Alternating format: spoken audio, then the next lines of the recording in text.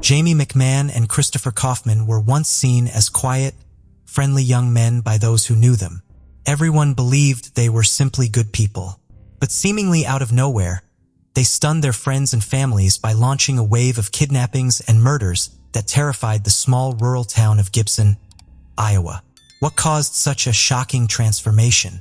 According to those close to them, the answer was methamphetamine. Meth, a powerful, highly addictive stimulant that targets the central nervous system, became widespread in the area around 1997. Originally derived from amphetamine in the early 20th century, it was once used in nasal decongestants and bronchial inhalers. The drug produces intense energy, excessive talkativeness, and a false sense of euphoria. During their violent rampage, McMahon and Kaufman executed 2 women in cold blood, attempted to rob a bank, and kidnapped 2 young girls before disappearing, sparking an extensive FBI manhunt that spanned 6 states. The case remains one of the most horrifying in U.S. history.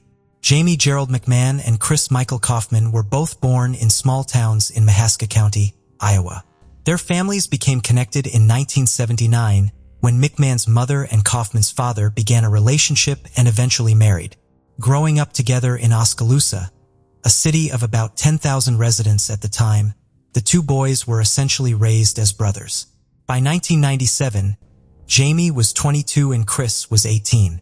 McMahon was known as the outgoing, charming, and good-looking older brother, while Kaufman was quieter and less athletic. Kaufman had just finished high school with few opportunities ahead of him, spending much of his time with a group of friends who loitered around town. McMahon, meanwhile, had recently lost his job at a local manufacturing plant. As summer began, the 22-year-old McMahon started spending more time with Kaufman and his younger friends, and the 2 began experimenting with drugs. Friends and relatives described them as once good kids who had suddenly begun to change. A few months before June 1997, Jamie began exhibiting noticeable changes in his personality. Not long after, he started spending much more time with his stepbrother, Chris, a development that surprised many, since although they lived near each other, they hadn't previously been close or shared the same group of friends. Suddenly, the 2 became inseparable. At some point, though it's unclear exactly when, both began using methamphetamine, a habit that friends and family believe ultimately pushed them toward committing horrific crimes. In the days leading up to their violent spree, the stepbrothers were heavily using meth, reportedly going nearly a week without sleep or food. In fact, the night before their crimes, they were seen partying with several young women at a hotel. That brings us to Wednesday, June 11th, 1997, the day Jamie and Chris launched a brutal 4.5-hour rampage across south-central Iowa.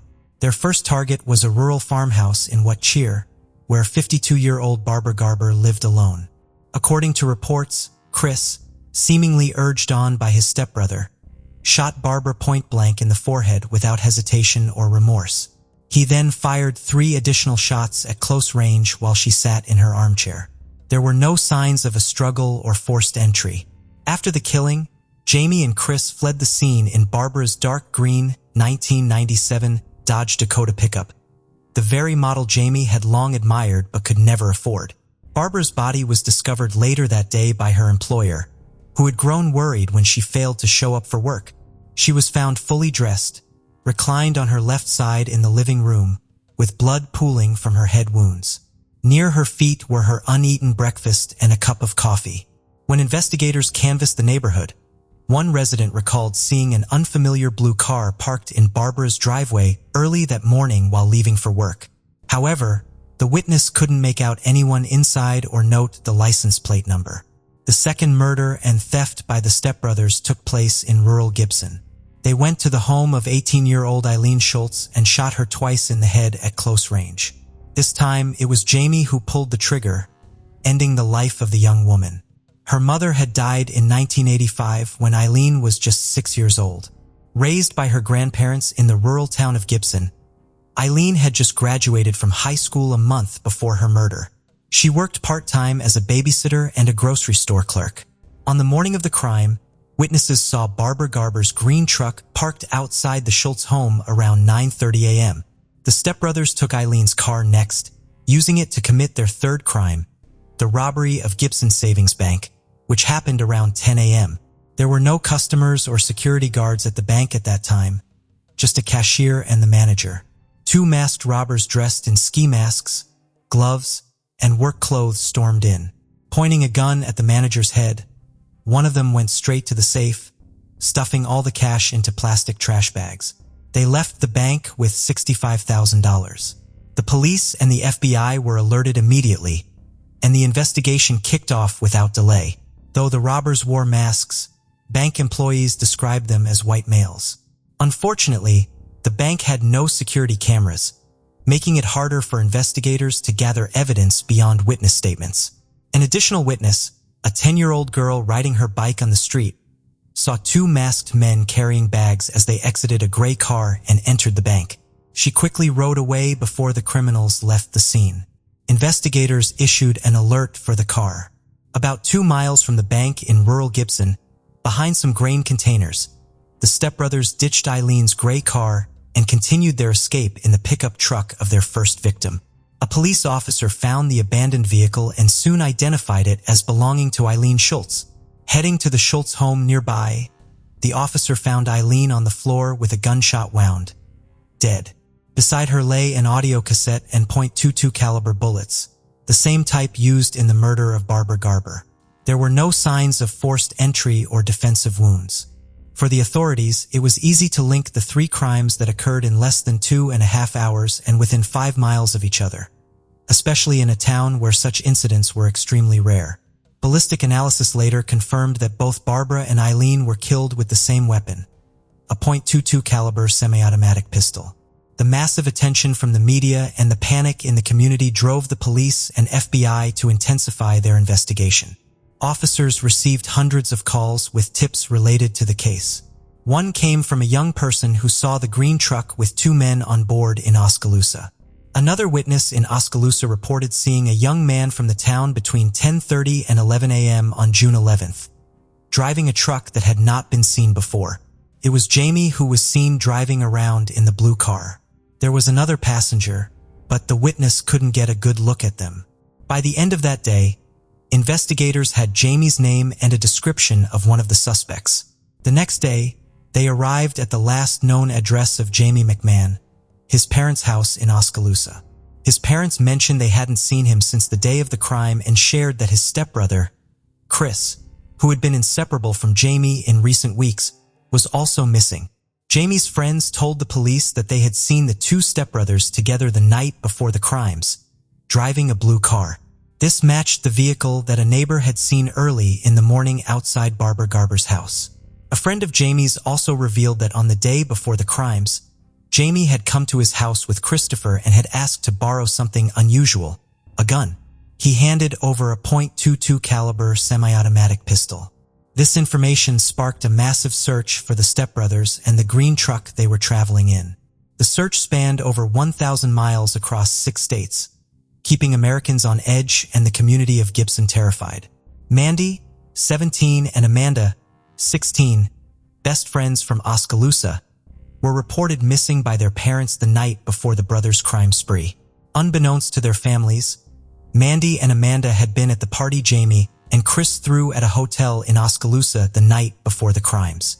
The next morning, June 11th, while the girls were still asleep, the young men carried out the murders and the bank robbery. After the crime spree, the stepbrothers picked up the girls from the hotel in the stolen green truck. They offered the girls a free trip to Florida, which the impressed teenagers accepted without asking many questions. At one point during their trip, they stopped at a river where the fugitives threw a bag into the water. Together, the 4 young people visited Branson, Missouri, and Walt Disney World. For the girls, it seemed like a fun vacation. After 7 days, Jamie and Chris confessed to the girls about the crimes they had committed. At the same time, Jamie reached out to his ex-girlfriend to find out what the police knew about him. Unbeknownst to him, one of the FBI's strategies was to place a device on the girl's phone to record and trace any calls from the fugitive. Although Jamie hung up quickly, the conversation lasted long enough for the FBI to trace the number. The police located him at a hotel in Florida, where staff confirmed that the young men had been there with the 2 teenagers, Mandy and Amanda. After their wild escapade, they had already left the scene.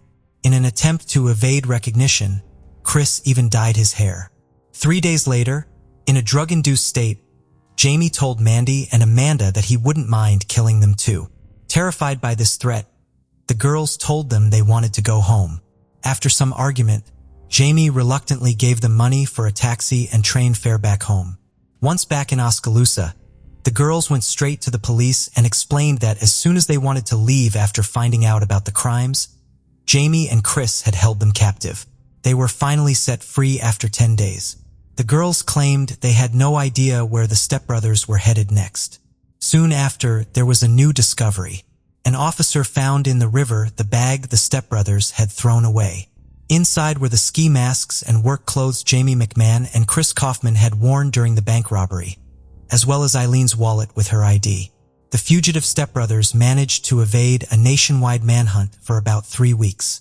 There were sightings as far away as Texas and Minnesota.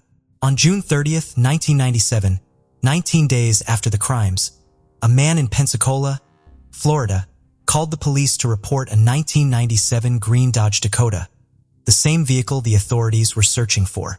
He said the driver looked just like Jamie McMahon. The caller even recognized the license plate while driving on Interstate 10. The case gained national attention after the vehicle and a description of the crimes were broadcast twice on America's Most Wanted, leading to their identification. Immediately, the county police started a thorough search for the vehicle. An officer found the truck at a motel. The stepbrothers had removed the front license plate in an attempt to confuse the authorities, but it was indeed the vehicle they were looking for. The police questioned the receptionist, who, upon seeing their photos, confirmed that the 2 young men were staying there. However, she added that there was a third man with them. Fearing that the fugitives might have taken a new hostage, officers evacuated the motel. A SWAT team along with negotiators arrived. Snipers were positioned, and officers surrounded the area. A negotiator called the room's phone, and the unidentified man answered. It quickly became clear he was not a hostage. He informed the officers that he had met the stepbrothers a few days ago while hitchhiking and had been partying with them. He explained that Jamie and Chris had been awake for 4 days, high on methamphetamines, and were now finally asleep. The man on the phone was shocked to learn that they were murderers and that they were armed.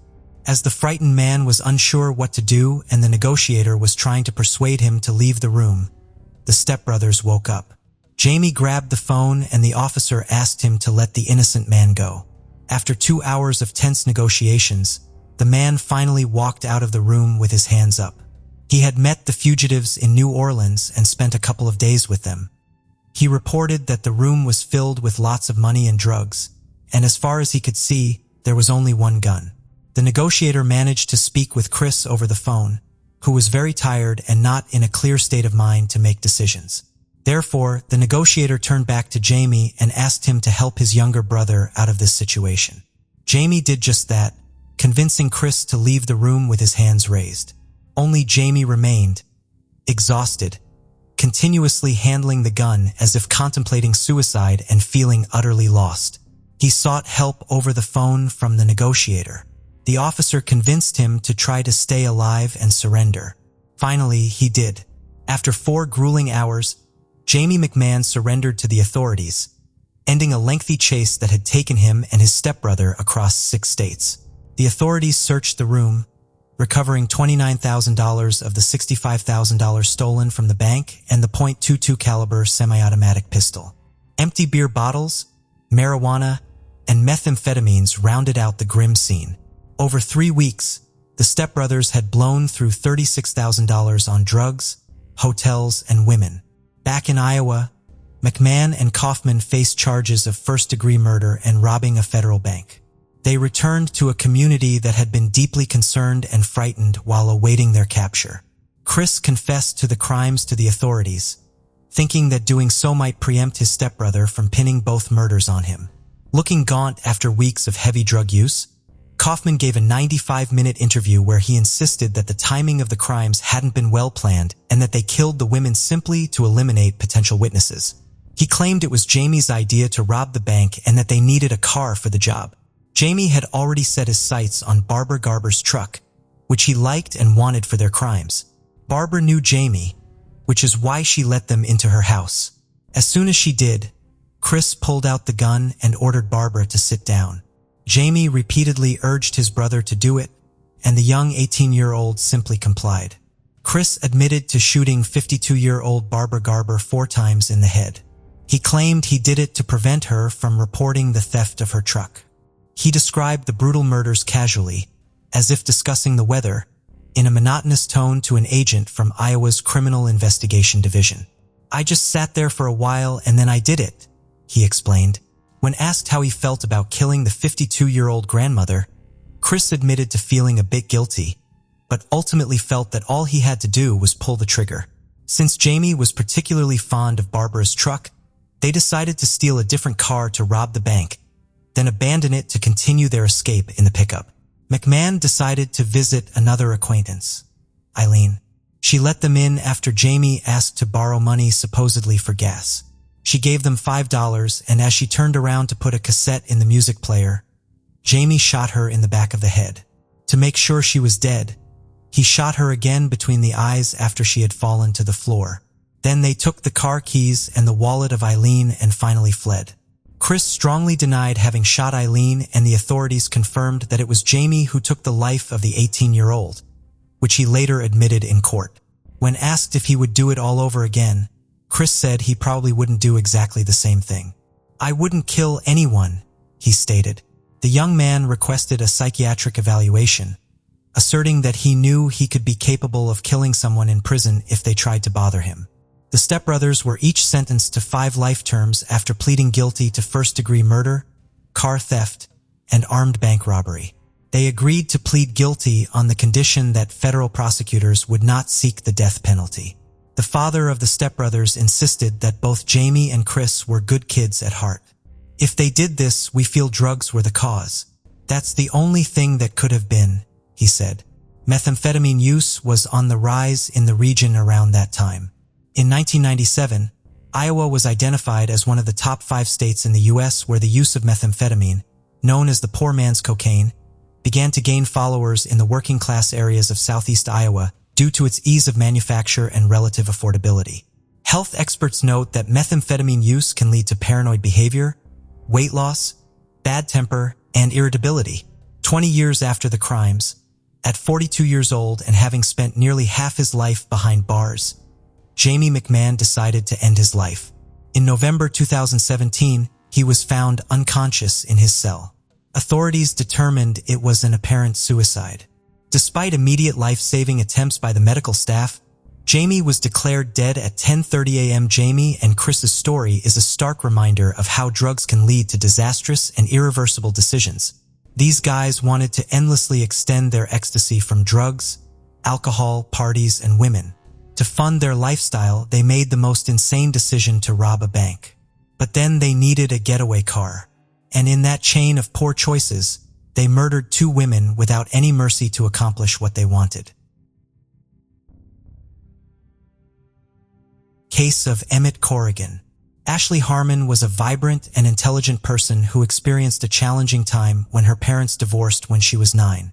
During this period, she took on a maternal role, caring for her 5 siblings and protecting them. Ashley's faith was the cornerstone of her life. As a devout Mormon and a member of the Church of Jesus Christ of Latter-day Saints, she turned to her faith in God for strength and comfort during difficult times.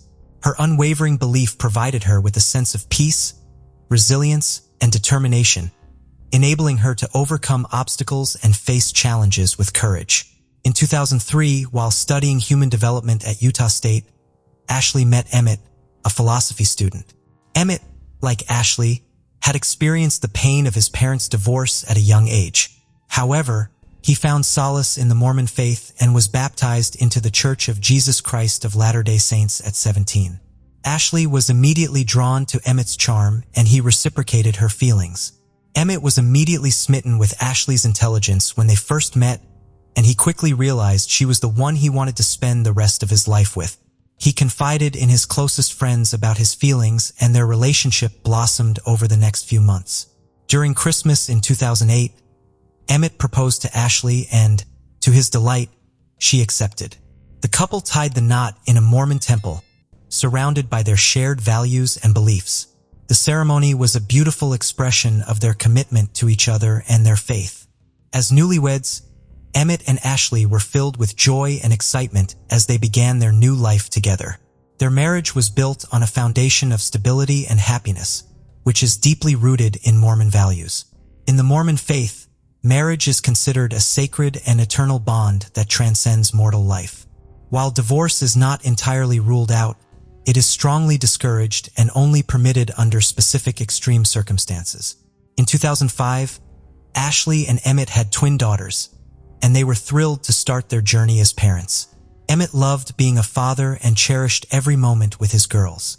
Ashley was happy to be living the life she always wanted.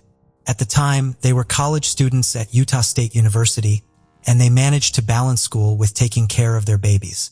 Although they faced challenges, their faith and love for each other helped them overcome difficulties. With determination, they pushed through and worked towards a better future.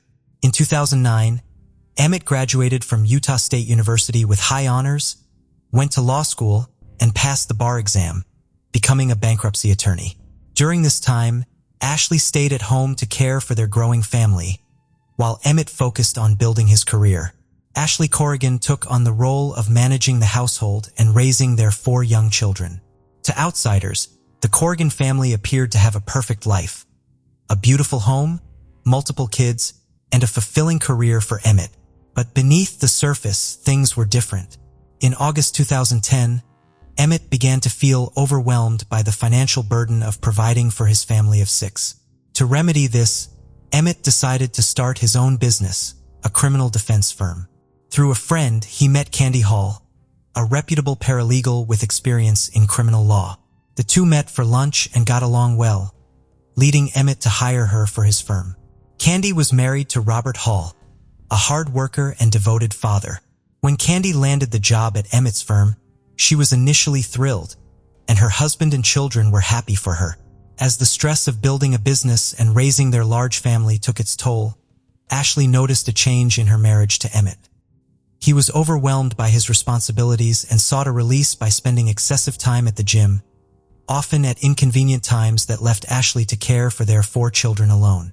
Despite their growing distance, Ashley and Emmett welcomed their 5th child, a son, on January 15, 2011. However, Emmett's behavior was different from when their other children were born. He began spending more and more time away from home, sometimes staying out overnight. Ashley confided in her sister, expressing her genuine concern that Emmett's activities might be evidence of infidelity. Emmett's assistant, Candy Hall, was facing marital problems similar to Ashley's. Candy confided in a friend that her husband Rob was jealous of her working for the charming Emmett. The constant arguing was putting a strain on their relationship. On March 6, 2011, Ashley and Emmett celebrated their 7th wedding anniversary, but Emmett didn't join her. Instead, he claimed to be at a bodybuilding competition, leaving Ashley to take care of their children by herself. Ashley felt anxious about her marriage, wondering if she was to blame for Emmett's unhappiness. Since divorce wasn't an option, she decided to work on improving their relationship.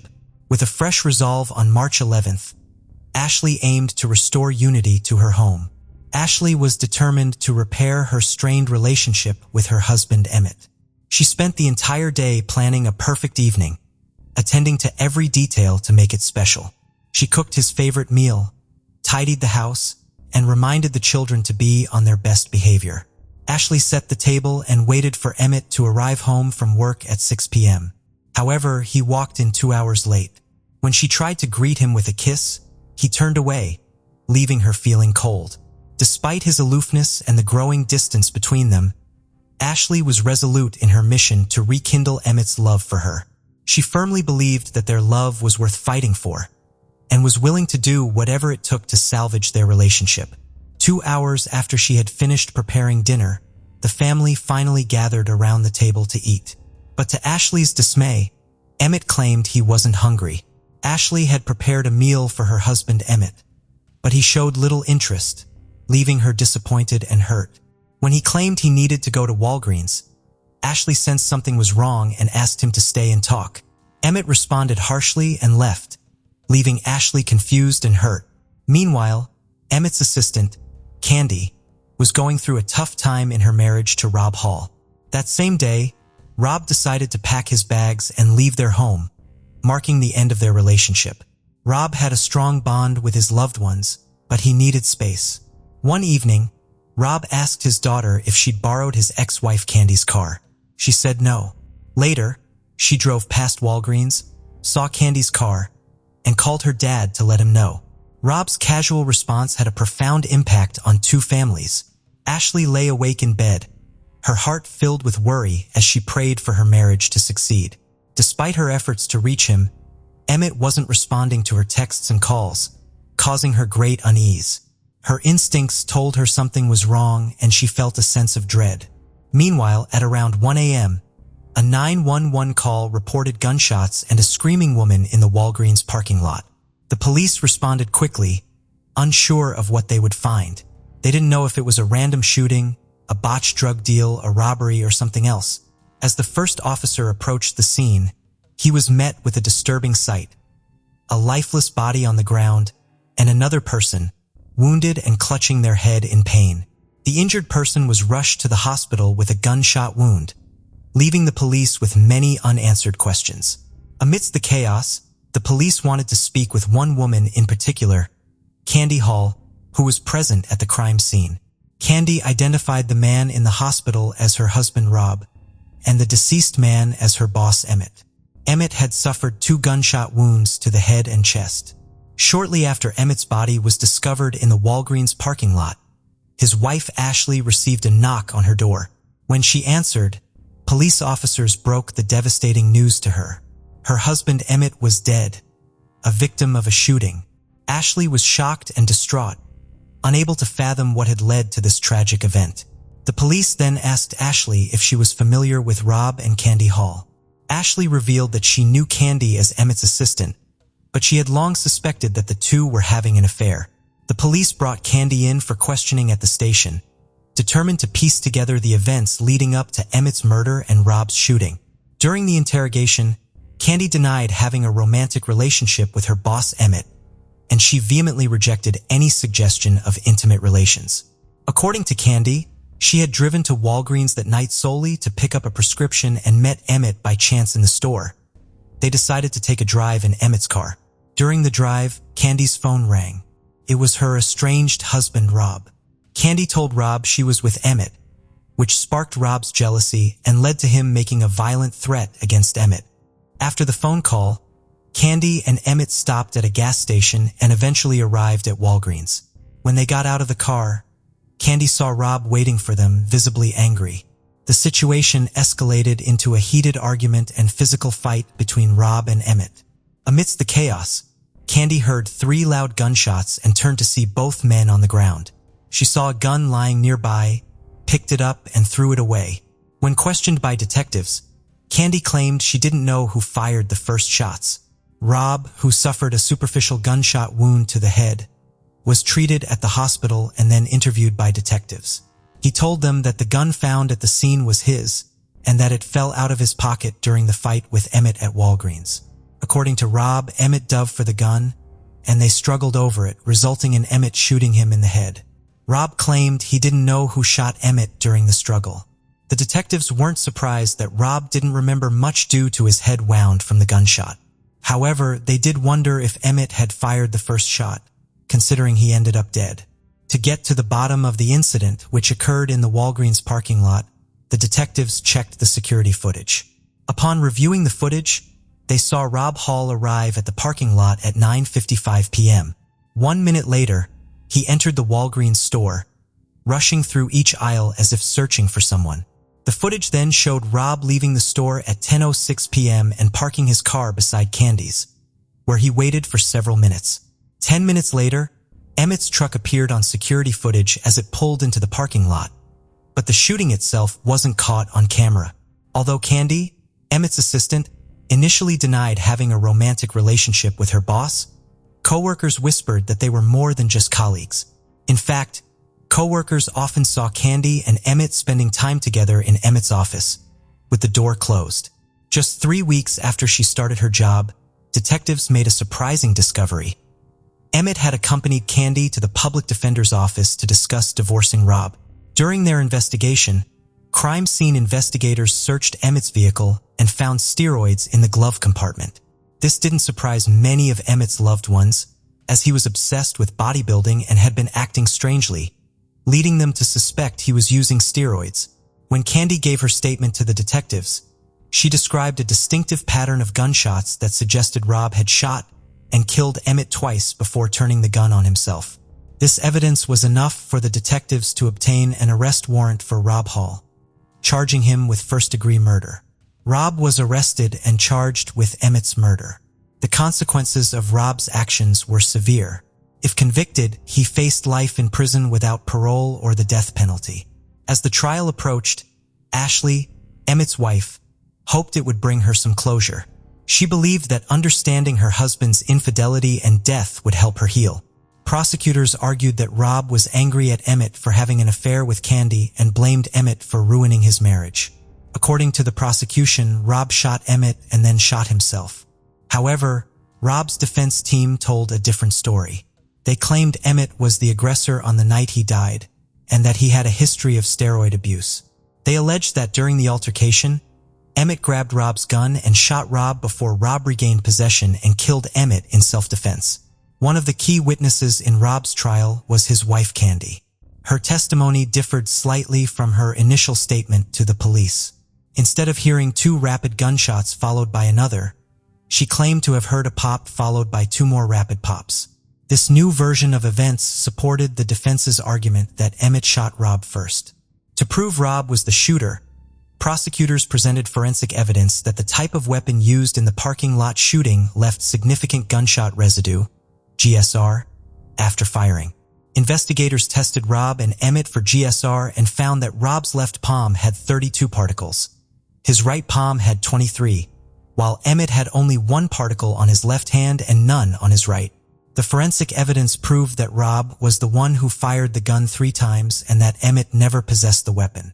After careful consideration, the jury found Rob Hall not guilty of first-degree murder, but guilty of second-degree murder, which means the murder was not premeditated.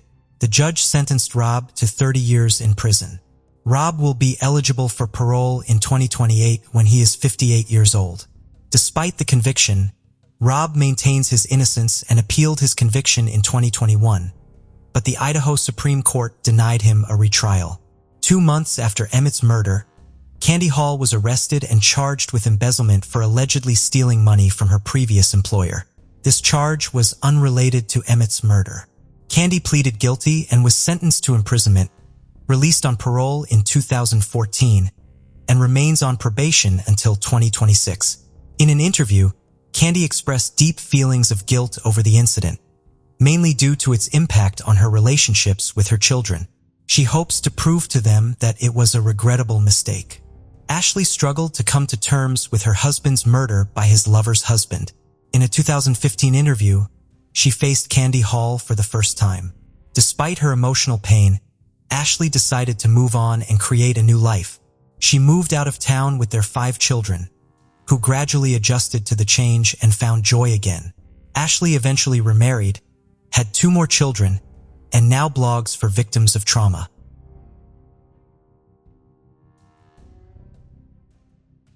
Isla Reynolds was born on April 4, 2010 in Waterville, a city in the state of Maine, United States. She was a beautiful girl with blonde hair, blue eyes, and an irresistible smile. She loved music and dancing to the rhythm of her favorite songs. Her parents, Trista Reynolds and Justin DiPietro, were not a couple but had known each other for a long time. They had a brief romance in the summer of 2009, resulting in Trista getting pregnant. The news was particularly surprising for Justin, who had no intention of having a child with Trista and even doubted he was the father. When Trista gave birth to Isla, the resemblance to Justin was undeniable, but he still refused to acknowledge her as his daughter. A paternity test in July 2010 finally made him accept his parenthood. Consequently, in December of the same year, he was ordered by Child Protective Services to provide child support. Trista and Justin didn't have a court-approved custody agreement. However, Trista, who lived in Portland, had the primary physical custody of Isla thanks to an arrangement between them. It was only in mid-2011, after Isla's first birthday, that Justin started having visits with her. He lived an hour and a half away, and the encounters were meant to be during the day and very brief. They agreed that he could occasionally take Isla with him, but never overnight. In the months following Isla's birth, Trista became pregnant again, this time by her fiancé Raymond. Thus, in 2011, Isla became the elder sister to Raymond Jr., and Trista managed the care of both children. Everything changed on October 13, 2011, when Trista had an encounter with Child Protective Services. The details of the complaint that led to this meeting are not clear, but it was known that Trista had a substance abuse problem. That day, officials gave her an ultimatum: overcome her addiction or lose her children. Immediately, Trista entered a 10-day rehabilitation program and left her children in the care of her mother and sister. Isla and Raymond were her world, and she was determined not to lose them. By October 2011, Justin had seen Isla approximately 5 to 10 times. However, just 4 days after Trista's internment on October 17th, Justin and his family decided they wanted custody of Isla. Justin's mother, Phoebe DiPietro, contacted Child Protective Services and received approval to take Isla. The official call to inform Trista's relatives about the agency's decision came swiftly. When Isla's aunt heard that they had to hand over Isla, she criticized the decision, claiming that Justin was abusive and had harmed the child in the past. The officials argued that a father has more rights to custody than an aunt. Once permission was granted, Justin and his family went to pick up Isla, but they did not know the address. The child protection officials provided the location through the police. Officer Charles Weaver accompanied Justin and his mother to Jessica's house, Isla's aunt. The paternal grandmother waited in the car while Justin and the police officer went to the door, leading to a dramatic scene. Jessica implored the officer not to take the child away, and warned that she wouldn't give up Isla willingly. The officer noted that Isla was in good spirits. She was incessantly laughing, playing, and even trying to initiate conversation. To demonstrate her point, Jessica, Trista's sister, told the officer to observe how Isla's behavior changed when Justin appeared. At that moment, he had just approached, and seeing him, Isla immediately started to cry and tried to distance herself. Despite this, the officer took the child and handed her to her father. Isla was struggling and screaming, and even attempted to bite the officer when she was placed in Justin's arms. Isla's aunt told Officer Charles that Isla was terrified of her father and that they couldn't take the child away. Charles explained that if it were his decision, he wouldn't let Isla go with Justin, but it wasn't up to him. He was there to enforce the directive from Child Services. It's crucial to clarify that if Justin had wanted primary physical custody of Isla, he would have had to reach an agreement with the child's mother or otherwise undergo a judicial process to obtain a judge's approval. As we saw in the custody exchange we just recounted, there was neither an agreement nor a court involved. What was applied was the judgment of a Child Protective Services supervisor. What the official did not consider were the arrangements made by the mother herself, who had full custody for the child to remain in the care of her relatives during her temporary absence. On the other hand, before a court grants a parent exclusive physical custody of a child, usually the conditions are thoroughly evaluated, including a background check and a home visit, which did not occur in Isla's case. In essence, in custody procedures, the child's best interest must prevail, but reportedly, no report was found to support the adopted decision. In analyses published about Isla's case, it was believed that only the presence of imminent danger threatening the child's safety could outweigh the stability and continuity provided by staying with her maternal relatives.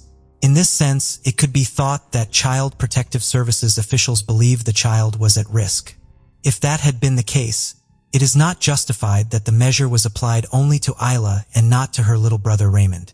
The father took the girl to his childhood home in Waterville, where he lived with his 47-year-old mother, Phoebe, his 24-year-old sister, Alicia, and her daughter, Gabriella, who, like Isla, was a baby. At that time, Justin, 25, occupied the partially finished basement, a single large room, while the rest of the family lived upstairs. During the time spent in rehabilitation, Trista called Justin every day to speak with Isla and ensure everything was all right. In these contexts, she perceived no warning signs. On October 20th, 2011, coinciding with the 8th day of Trista's treatment, there was a meeting to discuss Isla's case attended by Child Protective Services members, 2 doctors, Trista and her sister Jessica, who were accompanied by a lawyer, and Justin, who participated by phone. This encounter resulted in an agreement. Isla would be returned to her mother on October 22nd, 2011, as soon as Trista completed the addiction recovering program. It was also agreed that Justin would bring Isla to the treatment center on the 21st for a visit. Everything was going well for Trista, but the situation would soon change. None of the established agreements were fulfilled. Desperate to regain her daughter, Trista repeatedly called Child Protective Services for help to enforce the agreement made in their presence. Since she could not get anywhere with Child Protective Services, she sought a temporary agreement with Justin. He would continue to keep the child, and she would have regular visits. On November 12, 2011, Justin took the girl to an emergency room. After conducting the pertinent studies, the doctors determined that the little girl had a broken bone in one of her joints. Specifically, the broken bone was in the joint that connects the elbow to the upper arm. Justin told the doctor that the accident had occurred the previous night on November 11th. According to his account, it was raining, and he slipped and fell on her while on the porch with Isla in his arms. He added that, although she had cried, she didn't seem to be injured, and it wasn't evident until the next morning that she required urgent medical attention. By the following Monday, the orthopedist considered that surgery wouldn't be necessary, and that the injury would likely heal on its own. A week later, on November 26th, during her 3rd medical appointment to assess the child's progress, the specialist said things were going as planned. Trista was present at that medical consultation to closely follow her daughter's recovery, never thinking that this would be the last time she would hold her in her arms. From that moment, things spiraled, tired of arguing over the custody of her daughter, over visitations, and even over her right to talk to the child on the phone. The mother decided to take a step forward. On December 15th, 2011, she filed papers in court to initiate legal proceedings to obtain full physical custody of Isla. Just 2 days later, on Saturday, December 17th, Justin called the police in the morning to report Isla's disappearance from his mother's house, where he was staying with his girlfriend, Courtney Roberts, and his sister, Alicia. He assured them that they had put the 20-month-old girl to bed the night before, and when they woke up, she was gone. Early that morning, Trista had started a car trip to a coastal city in Maine, just 50 miles from the Canadian border, to visit her boyfriend, Raymond, who had just entered a correctional facility after being convicted of arson. She was dozing in the passenger seat while her father-in-law, Robert Fortier, drove. Robert answered a call from Trista's father, informing him that Isla was missing. The news left him frozen, and he looked for a suitable place to stop the vehicle and wake Trista. Still drowsy, she heard her father's voice and managed to understand that her baby's whereabouts were unknown. Desperate, Trista changed her course to meet the police who were searching for her little daughter. The journey lasted an hour and a half, but for Trista, it seemed like an eternity. Throughout the trip, she frantically called Justin to find out what had happened, terrified at the lack of response. Even upon arriving at the police station, both Trista and her fiancé's father gave statements. About 30 minutes later, Trista's father joined them at the police headquarters, angry and very distressed. As it transpired, Justin had called 911 that morning at 8:49 to report the disappearance. He said the last time someone saw Isla was the previous night around 10 p.m., when his sister Alicia checked on her before going to bed. On Saturday morning, they discovered she had disappeared from her crib, but he didn't specify the time in the call. Justin's theory was that the minor had been kidnapped by an unknown intruder.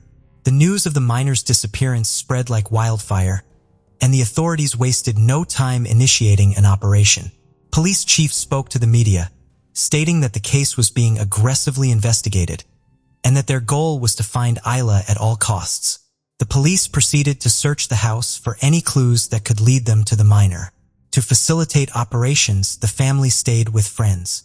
At the same time, a command center was established to coordinate the search operation. On the second day, Sunday, December 18th, search dogs were deployed, and the area around the house where Isla was last seen was searched. Trista's home also underwent a meticulous search, during which the distressed woman had to stay with her mother and younger son in a motel. Trista's father found it exceedingly difficult to sit idle as Isla was the apple of his eye. On the third day, Monday, December 19th, the FBI was requested to assist in the search. By this time, 75 individuals from various agencies were involved in the operation. The Maine State Police seized 2 vehicles from the DePietro residence. One, a 1996 Ford Explorer, belonged to Justin. The other, a 4-door silver sedan, was owned by Justin's girlfriend Courtney, who was also present on the night of the disappearance. From day one, local newspapers echoed the news the following morning. Headlines and print media were already covering the story, and 72 hours later, Trista could be seen in interviews with different local news outlets. She did not hesitate to point towards Justin. By the end of the first week, the Today Show, one of the most successful morning news programs in the United States, highlighted the news. There, Trista insisted that her daughter's father was the only one who could answer her questions, as he was the last to see her alive. On the evening of the 4th day, Justin made his first statement to the media. He appeared calm, as if the disappearance hadn't occurred while the child was under his care. He claimed to have no idea what happened to Isla and stated he wouldn't make accusations or insinuations until the police determined who was responsible for the disappearance. He also announced that he and his family would do everything possible to aid the investigation and secure his daughter's return. During his statement, Justin acknowledged that Isla was under his exclusive custody at the time of her disappearance, but he lied, stating that this was achieved through an agreement with the mother. Moreover, he added that Trista was incapable of taking care of the child. As days passed, the search efforts widened. The FBI's child abduction rapid deployment team canvassed the neighborhood, knocking on every door. They repeatedly interviewed neighbors, hoping to uncover some revealing details. The police emphasized the significant effort underway, seeing only commitment and energy from the 75 officers dedicated to resolving the case. Until the 10th day after Justin's complaint, it was estimated that 5,000 hours of work had been invested in the search, and 330 leads were being followed. The operation also involved around 50 civilian volunteers from the Search and Rescue Association. A reward of $30,000 was offered to anyone who could provide a lead that would help in recovering Isla. Trista remained steadfast in her efforts to find her beloved daughter. The grieving mother was determined in her fight to keep everyone focused on the case. She worked with allies and support groups to organize vigils, marches, and events in memory of Isla. News cameras were always present, and she, along with other spokespeople, offered new topics to journalists to keep the story on the front page and in the nation's mind. Gradually, the initially optimistic and hopeful message from the authorities started changing.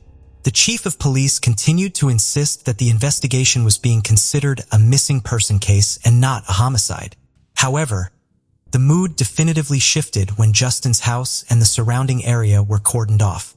The cars were confiscated and the head of the Maine criminal prosecution made a public appearance. The police publicly ruled out the possibility of Isla having walked away on her own. And on the 13th day, the police chief handed over the reins of the case to the State Police Serious Crime Unit. At that moment, an announcement nobody wanted to hear was made. The case ceased being the search for a missing girl and started being considered a criminal investigation. During the initial days, Justin tried to stay as far away from the media as possible, but gradually his presence began to become more frequent. In one of his appearances on the Today Show, he spoke about the change in the message from the law enforcement agencies, insisted that someone had kidnapped Isla, and expressed his wish for whoever took her to return her home. He also asserted that he had come on the program hoping to reach whoever had his daughter to let them know that what they were doing was wrong. As if he knew the person in question, he spoke directly to them, saying they might think what they were doing was right for Isla, but it wasn't. He clarified that this person had no right because they weren't her father and that the child needed to be at home with her family. When questioned about the silence he had maintained until that point, Justin acknowledged that his efforts to cooperate had been delayed. He justified himself by stating that he had been a bit naive during the first weeks, thinking that Isla would return. He also claimed that the law enforcement agencies had advised him to stay away from the press. This was partially confirmed by the spokesperson for the Maine Department of Public Safety, who explained that this was only said to him at the beginning. Later, the police themselves encouraged Isla's parents to remain in the public eye.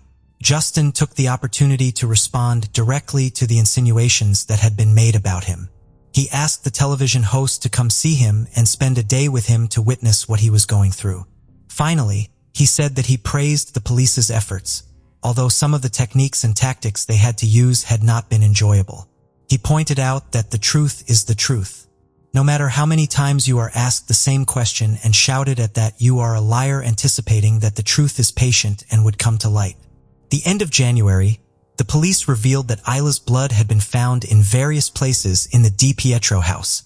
It also emerged that while there was not enough evidence to make any arrests, Justin, Courtney, and Alicia, the 3 adults living in the residence where the girl was last seen, were considered suspects. Stephen McCausland, the spokesperson for the Maine Department of Public Safety, said that the family's version of events was not supported by any forensic evidence, thereby ruling out the possibility that someone could have entered the bedroom where Isla slept alone and taken her without any of the 3 adults in the house noticing. 6 months after Isla's disappearance was reported on May 30th, 2012, the police said that it was unlikely that the little girl was alive. Trista's family allowed journalists into their home as they watched the press conference where this news was announced. Trista immediately broke into tears. Then her sorrow turned to rage, and she asserted that Justin had killed her baby. For Trista's family, learning in detail the results of some forensic tests conducted at Justin's family's house was very hard. They knew Isla's blood was found, and had even been told that the amount found was equivalent to 25% of the blood volume of her body. However, they had never been in front of the evidence until January 2013, when everything discovered was revealed to them. To begin with, Justin's 1996 Ford Explorer had a baby seat in the back, and Isla's blood was found on the left shoulder strap. There was also dried gastric fluid on the back seats. In the girl's bedroom, blood was found on some of her princess, pink sneakers on the floor next to her crib, as well as on the face and arms of her doll. The investigators thought that she might have tried to clean the blood from her mouth with her toy. Additionally, a blood stain was located on the living room sofa. However, most of the blood traces were in the basement. A pool of Isla's blood stained the center of the mattress on which Justin slept with Courtney. Moreover, vomit and an unidentified pink fiber resembling hair that could be from a toy were found on the bed. Next to the same piece of furniture were Justin's sneakers stained with Isla's blood on the tongue and inside. Additionally, there were splashes on the cement floor around the bed and on the walls. The latter matched Isla's height. An expert determined that some drops were the size of a dime, indicative of trauma from a blunt object. Additionally, the experts determined that some blood spatter patterns in the house might have been expelled by Isla through coughing, indicating that her injuries were both internal and external. The police stated that bed linens had been used to clean the girl's blood. It was horrific for Trista and her family to learn these details, and they hadn't seen everything yet. The same officers exposing the gruesome evidence warned them that they were about to witness something even more horrifying. Luminol tests were conducted in the house, revealing blood traces invisible to the naked eye. The slides taken at the house devastated Trista. After seeing them, she left the police station in a panic. She was more convinced than ever that her daughter, Isla, had been murdered. The police said there were more images to show her, but she refused to see them. She'd had enough. Reportedly, when the police showed Justin and the DiPietro family the same photographic evidence months before, he showed no reaction.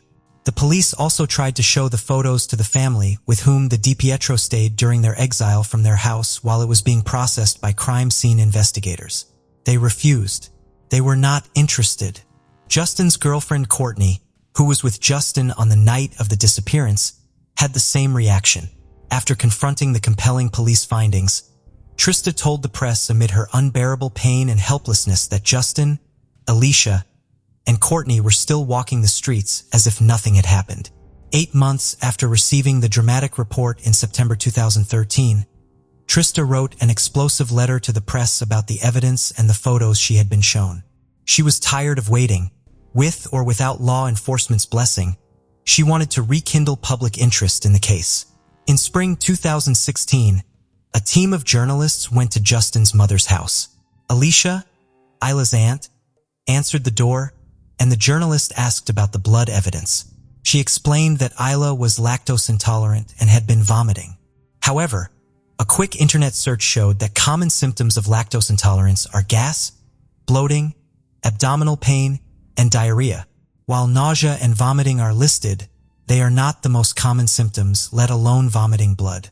In 2017, at Trista's request, a judge finally declared Isla legally dead. The magistrate ruled that the death occurred around December 17, 2011, when she was reported missing by her father, Justin.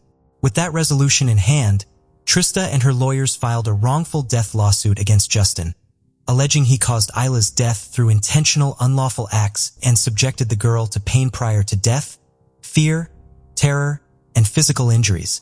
At the time the lawsuit was filed, the subject was missing, and it was later learned that he and his lawyers denied any wrongdoing and labeled the lawsuit baseless. Faced with this, Trista decided to hold a press conference in which she addressed her dead daughter's father directly, asking him if he had any conscience. Earlier this year, 2023, a judge approved Trista's petition to include Phoebe and Alicia in the wrongful death lawsuit. The 3 defendants are facing civil charges for wrongful death, conscious pain and suffering, and unlawful interference with the body of a deceased person. Additionally, Justin faces a charge for breaching a parent's duty to care for a minor child. Both Trista and her lawyer knew that they would not receive any financial compensation from Justin. That wasn't the goal of the lawsuit. Their objective was to reveal information and uncover the truth. There were so many strange things about Isla's disappearance. For example, investigators told Trista something astonishing about the morning Isla disappeared. Before calling 911, Justin drove to Portland and back. He claimed he thought Trista had taken Isla and was looking for her, but he never called her or any of her family members. However, during that long trip, he did call his friend, who had sold him a $25,000 life insurance policy for Isla a few weeks before. The weird thing is that Justin stayed at this friend's house while detectives advanced the investigations after the disappearance. This action was astonishing, considering that Justin stayed out of his baby's life during the 9 months of pregnancy and most of the child's existence. Trista also revealed having received strange messages from Justin in the week following the day he took Isla. He mentioned being afraid that someone would try to kidnap her or snatch her away. The last time he said something similar was around December 11th, 6 days before the disappearance was reported. But when the child disappeared, those same messages became threatening and confusing. Trista said she had always wondered what those words meant.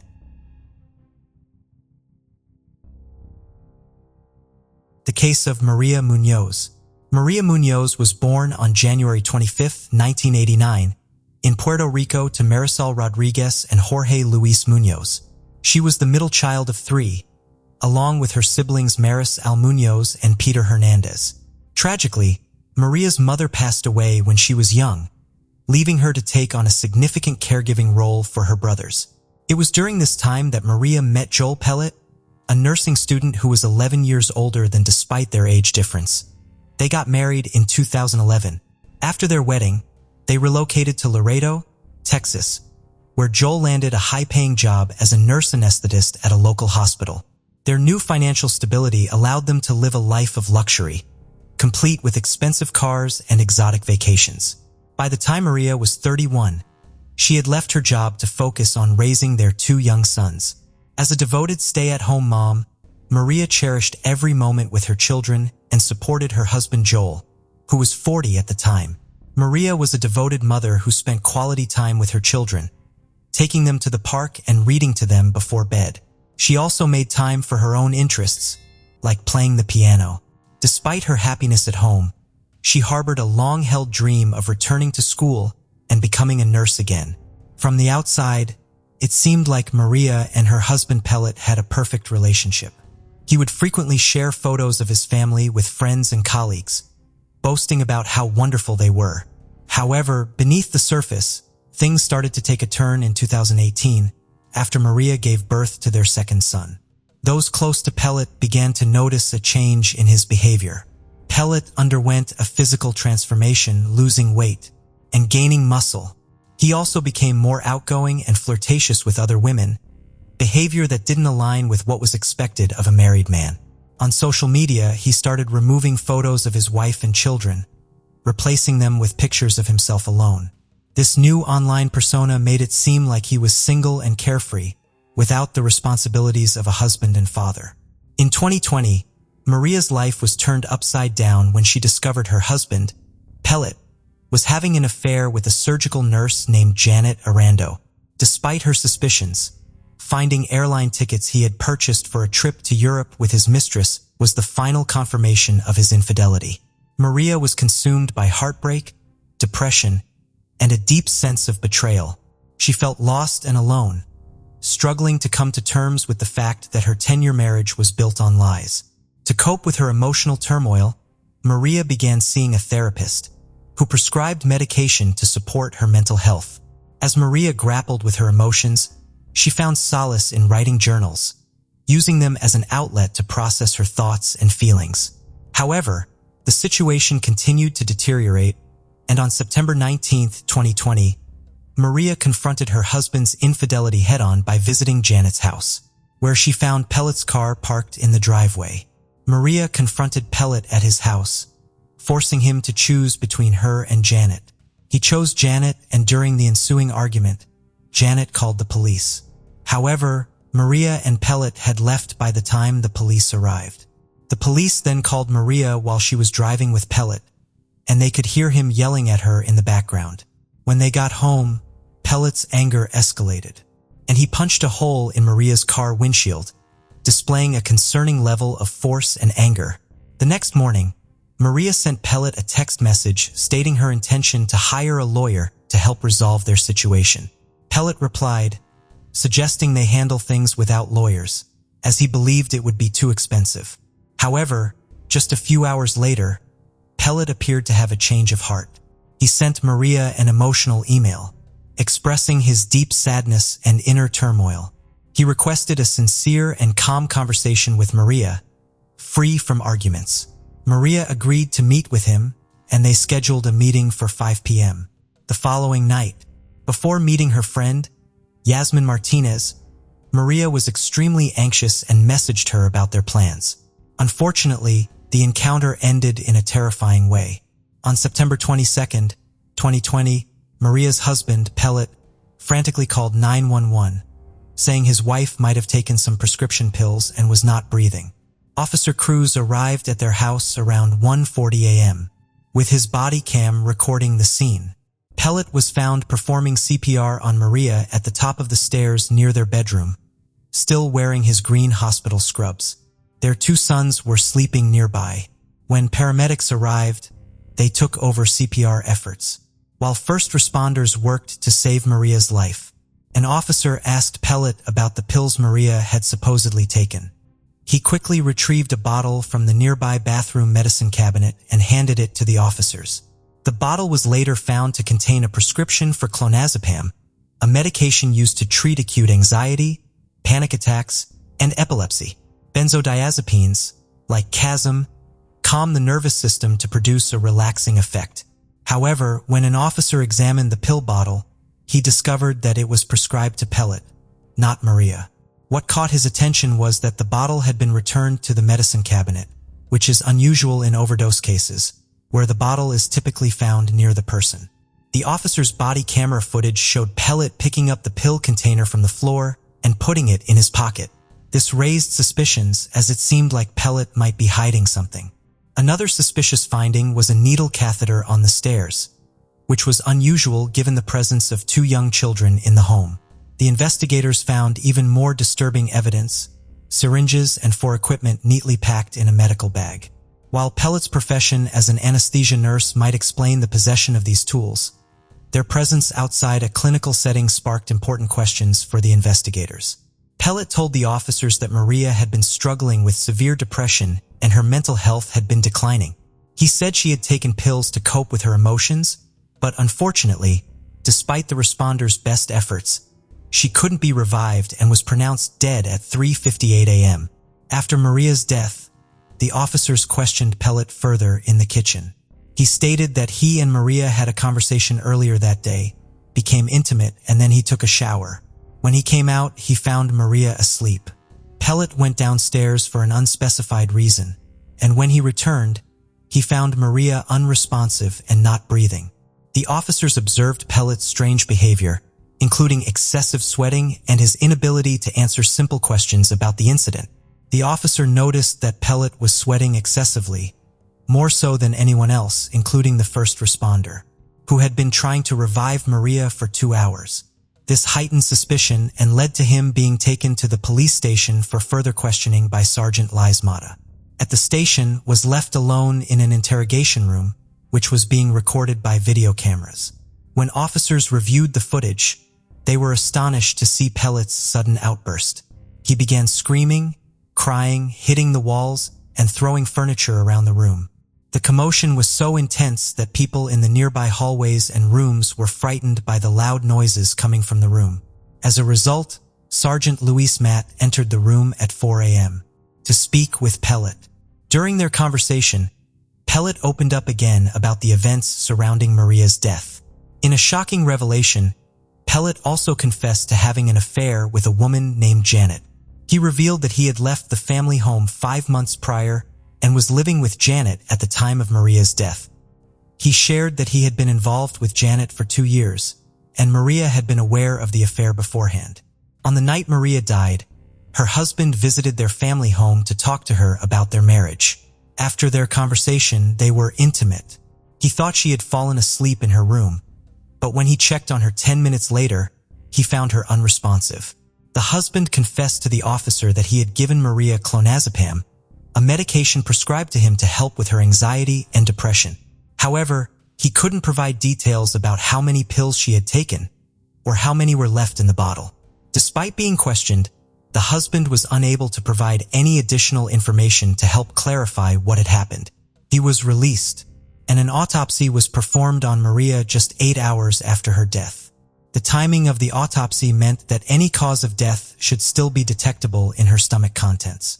However, the autopsy results revealed a surprise. No traces of pills were found in Maria's stomach. Instead, the medical examiner discovered a small red pinprick mark on the inside of her elbow, which suggested that she may have been injected with something. The discovery of the mysterious mark on Maria's hand led investigators to explore its potential connection to her death. During their investigation, they found a journal in Maria's home, which she had kept to cope with her anxiety and depression. The journal proved to be a crucial piece of evidence, revealing Maria's innermost thoughts and experiences. Investigators learned that Maria loved her husband dearly and wanted to preserve their family, despite his desire to be with someone else. She expressed her desperation to escape her emotional pain, writing, "I want it to stop.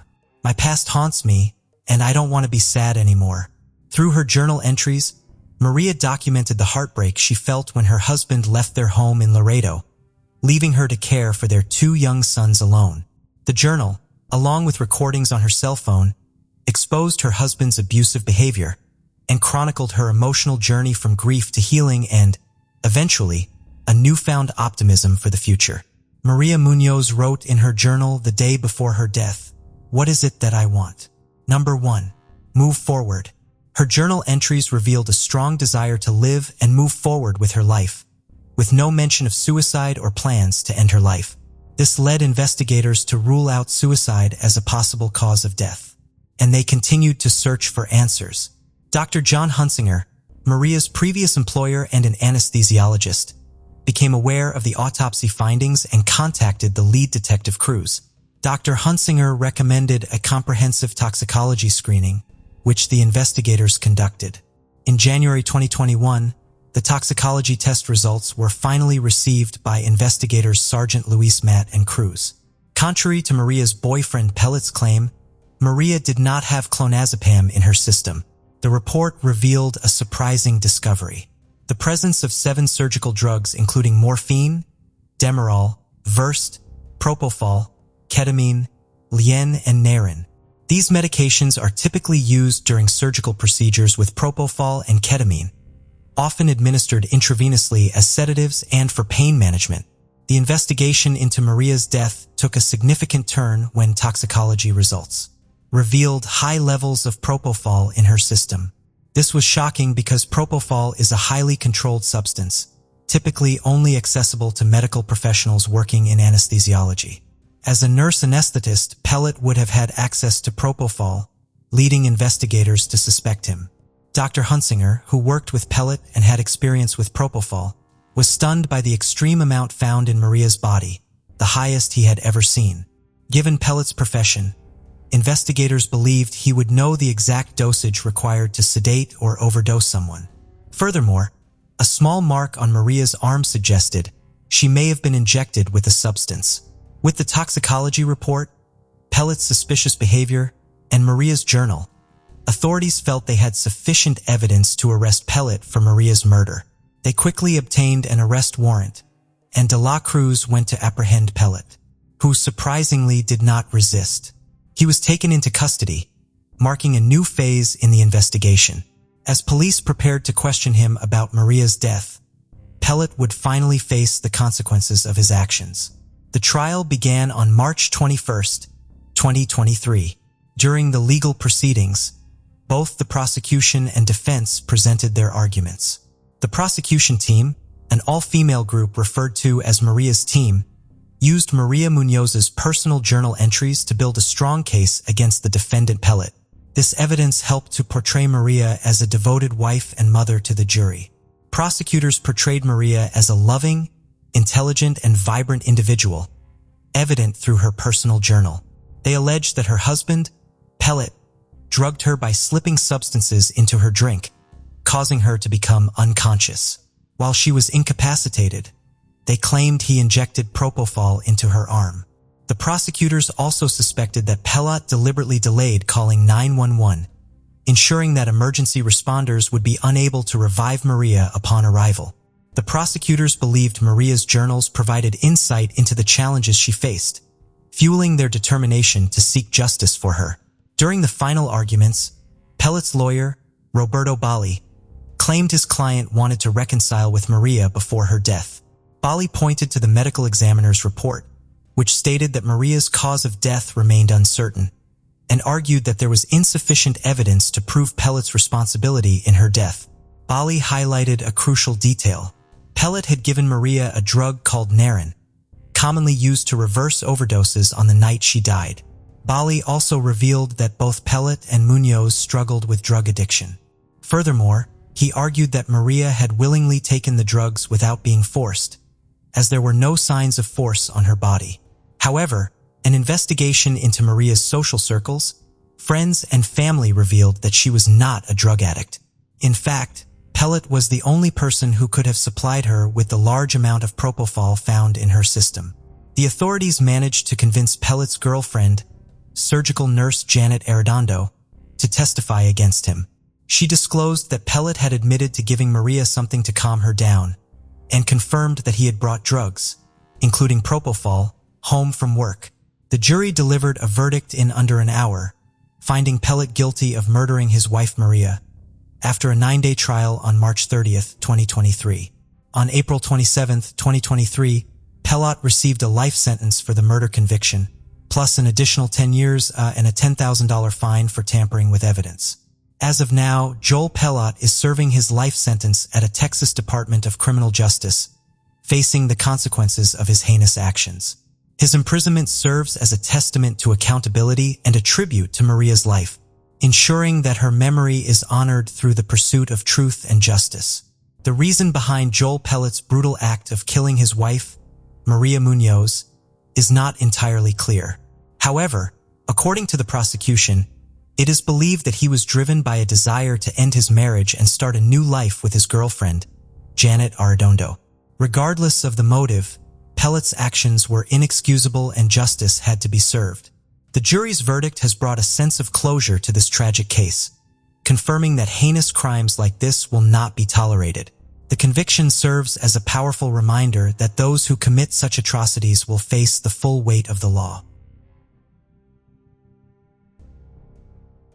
Adam was born on August 6, 1964 in Jonesville, a small town in North Carolina, USA. He dropped out of high school early. Adam was a tall, burly man with a thick, rough beard. He was married to Miriam Benj for 5 years. Their relationship was rocky because, according to Miriam, Adam thought women were beneath him and that he could do whatever he wanted with them. He was abusive to Miriam and even to his own mother, whom he insulted and hit. In 1993, the couple divorced. That year, Adam became a truck driver and began traveling along the East Coast.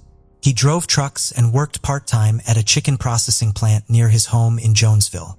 Years later, he settled down with another woman. They lived in a trailer home with 3 daughters. Adam had never been in serious trouble, but those who knew him described him as dismissive of women and often antisocial, controlling and always ready to pick a fight. A former coworker traveled with Adam in his truck for about a month in the late 90s, covering much of the country. His coworker eventually refused to work with him any longer because of Adam's constant negativity, argumentative nature, and disrespectful attitude towards women. In his truck, Adam carried a DVD of a horror movie called Hunting Humans. The film, about a serial killer who stalked and then knifed his victims, had a huge impact on him. So much so that when he set out on his trucking trips to the northeastern United States in the summer of 2007, the first things he packed were the DVD, 2 large hunting knives, a torch, and a leather mask with holes for the eyes and mouth. In July 2007, Adam left North Carolina and headed east on Interstate 78 with stops planned in Massachusetts and New Hampshire. Early on July 13, 2007, Darlene Yult, a 42-year-old mother of 2, was on the phone in the backyard of her home in the middle-class suburb of West Hanover Township, Harrisburg, Pennsylvania. While she spoke, her husband, Todd, a carpenter and youth soccer coach, and their children, Nick and Nicole, ages 24 and 21, were asleep inside. It was around 2 a.m., and Darlene was chatting with a family friend about a surprise trip they were planning. That friend had planned a Caribbean cruise but ended up offering their tickets to Todd and Darlene after having to discipline their sons. Darlene was thrilled about the upcoming October adventure. Unbeknownst to her, someone was watching her on the warm night. Suddenly, from the darkness, a figure emerged wielding a long knife. It was Adam. The killer slit the woman's throat and violently stabbed her in the left side of her chest until she died within minutes. All she could scream was, "Oh my God! Oh my God!" On the other end of the phone, her friend heard the sudden change in her voice. Although Darlene no longer responded, the call was still active. He shouted her name, hoping she would answer. Panicked, he rushed upstairs to wake his wife and told her something terrible had happened to Darlene and that he needed to go to her house immediately. Meanwhile, after the murder, Adam calmly returned to his truck, parked at a nearby stop, and drove away, leaving behind the crime scene. Chad and Patty, Darlene's friends, sped to her house. Arriving there, the place was eerily quiet and they headed to the backyard. The kitchen lights shone through the sliding glass doors and they could see Darlene's lifeless body slumped in a chair, her eyes still open and a gaping wound in her throat. Shocked, they immediately called the police. When the officers arrived, Todd was still asleep in his room. An officer yelled at him to show his hands. Todd, groggy and barely understanding what was happening, was blinded by flashlights and confronted with guns pointed at him. Nick experienced a similar rude awakening. Both men were handcuffed and taken to the kitchen. Todd kept asking what was happening and where his wife was, but the police did not answer. Then, he noticed Darlene's purse on the table next to her car keys and cell phone, which made him worry. The detective eventually removed Todd's handcuffs and took him to another room, while another officer spoke with Nick in the kitchen. Todd then received the devastating news. Darlene was dead. He was heartbroken, feeling a pain like never before, as if someone had ripped his heart out. The whole Ewald family was in shock. Meanwhile, Adam continued with his life as if nothing had happened. Later that morning, he picked up a load from a company as scheduled to continue with his work. Hours later, the detectives interrogated Todd at the station. He struggled to explain how he hadn't heard anything. However, the detectives were not satisfied with his testimony and considered him the prime suspect in his wife's death. The next day, they brought him back to the station for further questioning. They asked about sensitive points in their marriage and accused him of killing her over financial troubles based on their reviewed finances. Todd insisted he had a good job and savings and had no reason to murder his wife. The police then suggested that she wanted to separate from him, which led to her death. Todd maintained his innocence and even took a lie detector test, which the police said he failed. Confused and desperate, he then sought a lawyer. The family was left completely devastated by the crime.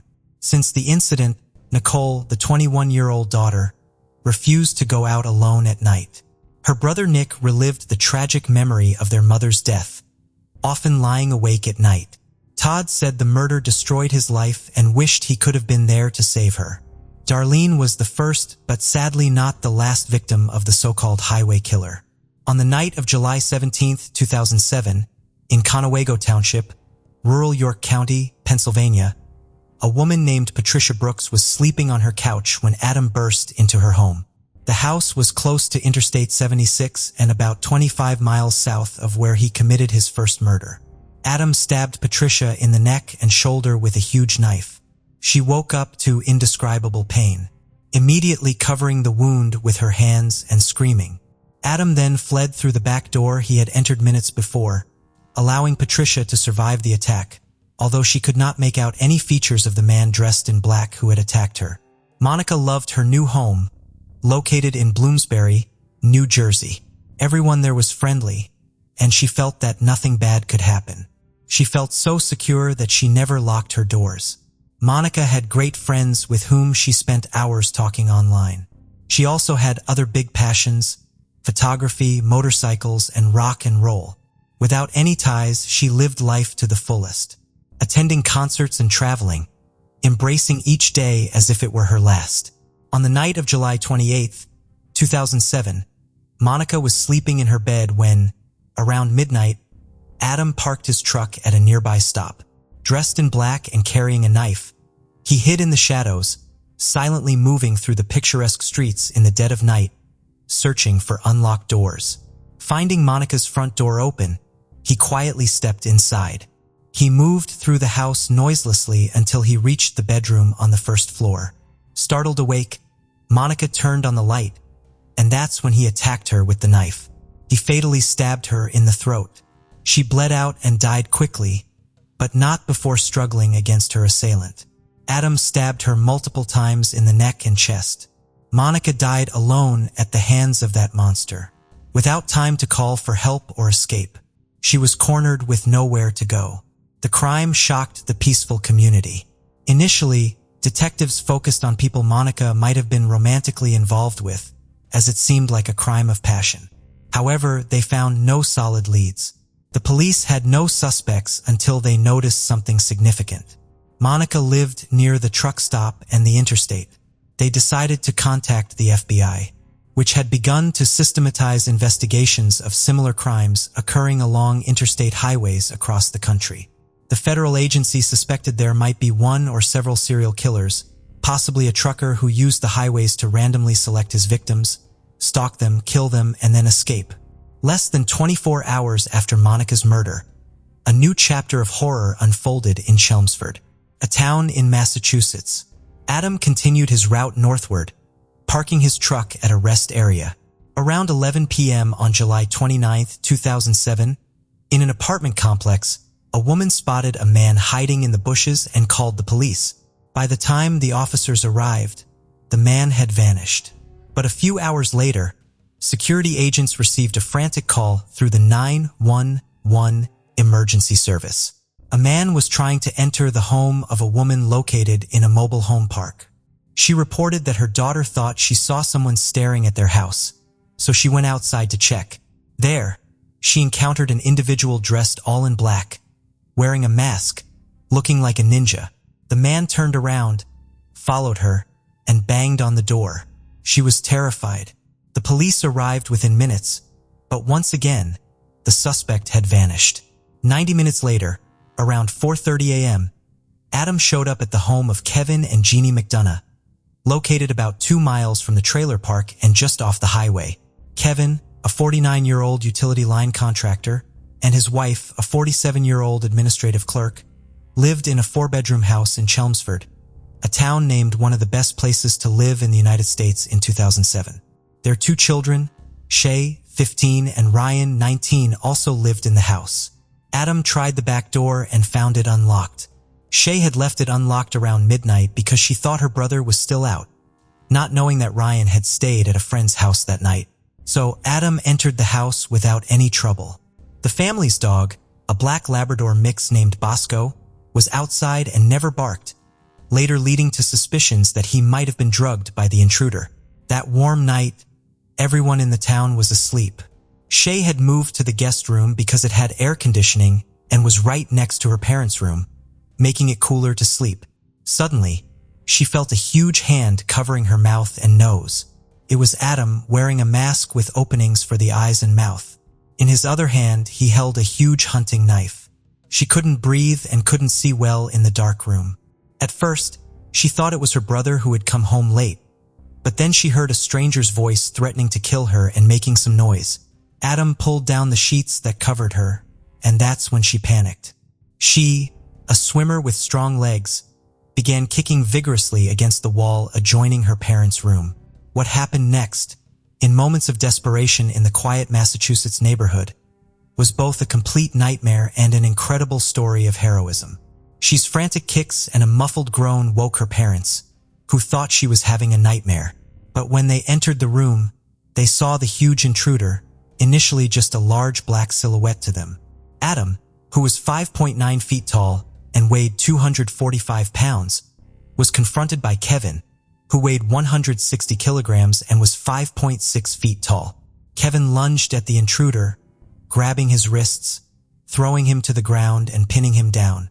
He shouted, demanding to know who he was, while Jeannie tried to wrestle the knife away. Suddenly, Adam burst with adrenaline and stood up with Kevin on his back. Kevin held on and wrapped his arm around Adam's neck.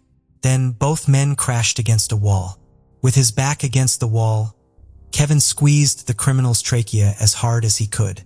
Meanwhile, Jeannie managed to take the knife away but severely cut both her hands in the process. By then, Shay had run out and was calling 911 on her cell phone. She told the operator that a tall, burly man had entered her room and threatened her life and that her parents had caught him.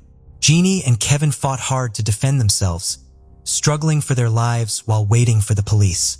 Sometimes, people freeze in situations like these, but the McDonalds undoubtedly summoned incredible strength and managed to subdue Adam, who was much larger than them, even wresting the knife from him. The officers arrived at the house in 4 minutes and saw Adam subdued by the family. Kevin had applied a powerful headlock that immobilized him. One of the officers warned the intruder not to move or he'd shoot him in the head, while Kevin calmly brushed himself off and asked the police to remove that scum from his home. As the police patted him down, they found evidence that alarmed them. A couple of knives, larger military-style household knives, and a belt from which sheaths for the blades hung. They also discovered a flashlight used for strangling, a ninja star, a hood, and a terrifying leather mask with cut-out eyes and mouth. Meanwhile, in Adam's truck, they found what appeared to be trophies or souvenirs from previous victims in several DVDs, including one from the movie Hunting Humans. After the incident, life slowly returned to normal for the family.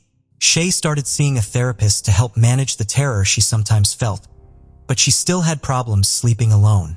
In fact, their dog Bosco began to sleep by her side every night. Whenever she saw a shadow, Shay would still get up, but she was grateful to be alive and often remembered how her parents fought for her. They didn't consider themselves superheroes, just parents who acted instinctively to protect their daughter. The FBI was handling a database of about 80,000 unresolved violent crimes across the United States. They had started gathering information on serial killings and assaults near major highways. By 2007, they had recorded more than 500 murders with similar characteristics over the past 30 years. but they were concerned there might be more hidden cases. Approximately 200 suspects had been identified, most of them truckers. With their investigations, the FBI had helped state police with baffling crimes that remained unsolved and also connected cases that were sometimes half a country apart. Often, suspects use distance as a smokescreen to cover their tracks. When they dispose of a body and move 2 or 3 states away, they know it will be difficult to be identified. The first thing the FBI does when it receives a case is to look for specific characteristics they can investigate. For example, if someone is strangled, the search focuses on all strangling cases. After receiving calls from the police in Massachusetts and New Jersey about unresolved stabbing cases, an FBI analyst determined they were very similar and not far from major highways. This prompted them to put officers from both states in contact. Soon they began linking Adam to his other crimes. Investigators learned that the criminal had been in Bloomsbury the night Monica Massaro died at a truck stop less than a mile from her house. A receipt found in his truck led them to that lead. In August 2007, a New Jersey police investigator decided to go to Massachusetts to question Adam about Monica's murder. For over an hour, the detective conversed amiably with Adam, just trying to gain his trust. Then he directly asked if Adam had attacked anyone in New Jersey. Adam then asked if there was the death penalty in that state. The detective replied that no one had been executed there for years. Adam smirked and said, "That's why I haven't done anything there. What I've done is what I've done, and I haven't done anything wrong." Then Adam confessed to killing Monica and described the crime in detail, showing no remorse and exhibiting great cruelty. Initially, Adam claimed he was just a struggling trucker trying to make ends meet for his family of 5. He said he had been sidelined by a back injury, which affected his finances and required him to take medication for various ailments, including hallucinations and diabetes. He claimed his original plan was only to steal some money. He tried to justify his actions by saying he had lost everything, including his family. At the same time, he insisted that he respected the law and treated people the way he liked to be treated. He claimed that when he entered Monica's house and found her asleep, he covered her mouth, but she resisted, and in the struggle, she accidentally rolled onto the knife and bled to death. He then claimed he tried to cover up the crime by stabbing her multiple times to make it look like a sexual crime. The detectives found his version of accidental death hard to believe. Adam insisted that he didn't intend to kill her and that he used his knives as intimidation tactics in case he was discovered. He also denied deriving any sexual pleasure from the murders. Almost a month after his arrest in Massachusetts, Adam was charged with Monica's murder. In most of the cases, DNA has become one of the most accurate tools for individual identification, used by thousands of labs. It's employed first for the identification of biological traces of interest in criminal investigations of various crimes, second in the identification of human remains and missing persons, and third for biological research on paternity and other kinship relations. In Adam's case, DNA was also essential in linking him to his crimes. Weeks after the interrogation where he confessed to killing Monica, investigators received the analysis of the knives recovered in Massachusetts. One of them had blood on it. DNA analysis proved it was Monica's, as well as a necklace found among Adam's possessions in his truck. The man had also discarded some gloves as he ran from Patricia's house. Further analysis revealed the gloves had DNA from both Adam and Monica. Forensic scientists found blood samples on it that turned out to be from Darlene and Patricia, the first 2 women he attacked. Legal proceedings against the highway killer then began. In December 2007, Adam was sentenced to 25 to 30 years after pleading guilty to the attempted murder of Shay. He pleaded guilty to 9 of the 10 charges he faced, which included breaking and entering, armed assault in a dwelling, assault with intent to murder, and assault and battery with a dangerous weapon. He only denied the charge of attempting to rape a minor. When the judge asked him if he had done all that the McDonough family accused him of, the burly, bearded man, his arms chained to his waist, simply said, "Almost everything." Shay, who was 16 at the time, did not appear in court on the day of the sentencing, but her parents did. Jeannie, her mother, told Adam that one day he would have to answer for his actions, not just in a court of law. Adam's next trial was in October 2008 in New Jersey, where he pleaded guilty to Monica's murder and was sentenced to 50 years. Finally, in June 2010 in Pennsylvania, Adam pleaded guilty to 2 other crimes to avoid the death penalty.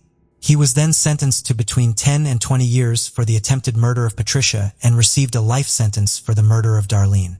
Members of Darlene's family addressed the judge before the sentencing, expressing a mix of sadness and anger. Todd, Darlene's husband, said what happened was the result of a senseless and unnecessary act by a coward. Adam, wearing the orange and white prison uniform, had his hands shackled. He looked different from the man who had been arrested. He had lost a considerable amount of weight and had his hair and beard cut short. He showed no emotion when he received his sentence and declined his right to speak because he had nothing to say, as he pointed out during the trial. Meanwhile, Nick, Darlene's 25-year-old son at the time of the trial, asked the judge to review the investigation and sentence his mother's killer to death. He told reporters outside the courthouse that he wished to see him dead, but the prosecution had decided not to seek the death penalty as such executions are rare in Pennsylvania. Adam Leroy is serving his sentences at a maximum security prison with 2,000 beds. Authorities have speculated whether Adam was involved in other murders, given the extensive routes truckers take. But this has not been proven. Even the criminal himself has refused to comment to the police on this speculation. One such case occurred in the town where Adam lived and relates to the murder of a police officer who was shot 7 times in October 1996, and his body was found in his patrol car, after he had pulled over a truck reported as stolen. Although the modus operandi in this case is substantially different from Adam's, a composite sketch of the suspect created with the help of witnesses resembles the highway killer. In 2011, Jeannie McDonough published a book recounting how a normal family ended the criminal crusade of a serial killer. It started as a personal diary with which the woman tried to make sense of the whirlwind of emotion she felt after saving her daughter from the monster, Adam, and the guilt and sadness she experienced for the other victims of the man. She then began to learn more about the women who fell victim to the criminal. She attended several trials in New Jersey and Pennsylvania and started exchanging letters with relatives and friends of the victims. All of this is detailed in the book. Over time, Shay moved in with some friends and began working as a nanny, and her parents had to fight against the sense of overprotection towards their daughter. They also installed a powerful home security system. The case of Adam brings us back to motiveless killers. He was perhaps an aggressive man, but with no criminal record, who suddenly at the age of 43 embarked on a 17-day murder spree, committing crimes against 4 women who had no connection to each other or to him. They simply lived in houses near a major road and had the misfortune of leaving their doors unlocked. The highways became the hunting ground for this man, who chose his victims randomly, only focusing on those who could not defend themselves or pose a threat to him.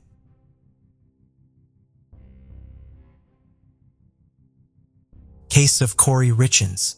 Eric Richins was born on May 13, 1982, and left a lasting impact on those around him. As a child, Eric was passionate about sports, actively participating in basketball, baseball, and soccer, which showcased his athletic talent and enthusiasm for staying active. Eric's true passion, however, was anything that involved being outdoors. He was an exceptional hunter, known for his impressive marksmanship, and had amassed an impressive collection of trophy animals from around the world.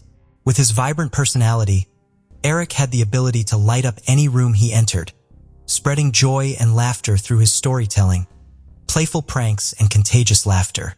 As an adventure seeker, Eric lived life to the fullest in Utah, where he owned a wide range of motorized vehicles, including trucks, four-wheelers, and snowmobiles.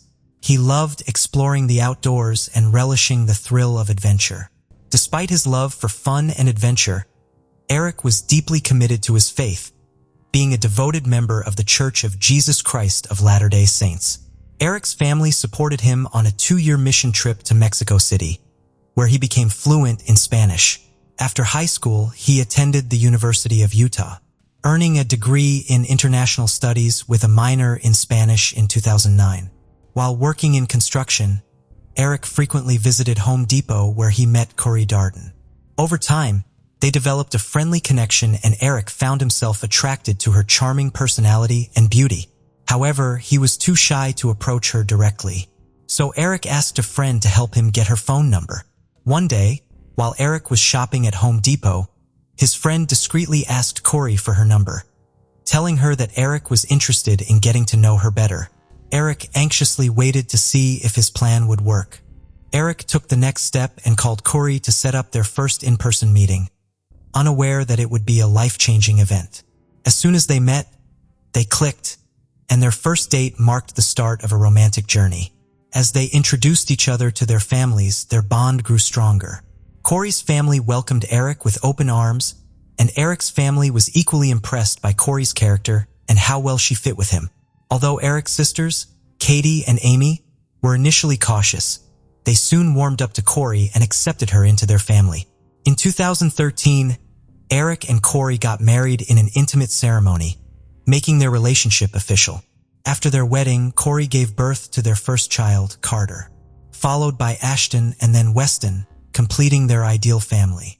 Eric naturally took to being a father, and his boys looked up to him. Eric took great pride in his sons' accomplishments, whether they excelled academically, athletically, or artistically. He consistently showed his support by attending their events and celebrating their successes. Later, Eric established a successful stone masonry business, which flourished due to his exceptional craftsmanship and attention to detail. Clients sought him out for his expertise in creating beautiful stonework. The business provided Eric and his family with financial security. Additionally, Corey, who worked in real estate, contributed to the family's income. Her entrepreneurial spirit, coupled with her knowledge of the local market, made her a valuable asset. She would buy homes, renovate them, and sell them for a profit. The Richens family enjoyed a wealthy lifestyle, symbolizing the epitome of success. However, their seemingly perfect life came to a sudden end on March 4, 2020, when Corey called 911 to report that her husband Eric was unresponsive. When paramedics arrived, they determined that Eric had already passed away. Devastated, Corey called her mother Lisa, who rushed to be by her side. Corey's brothers, DJ and Ronnie, were present too, overcome with tears and shock. The three of them struggled to come to terms with Eric's passing.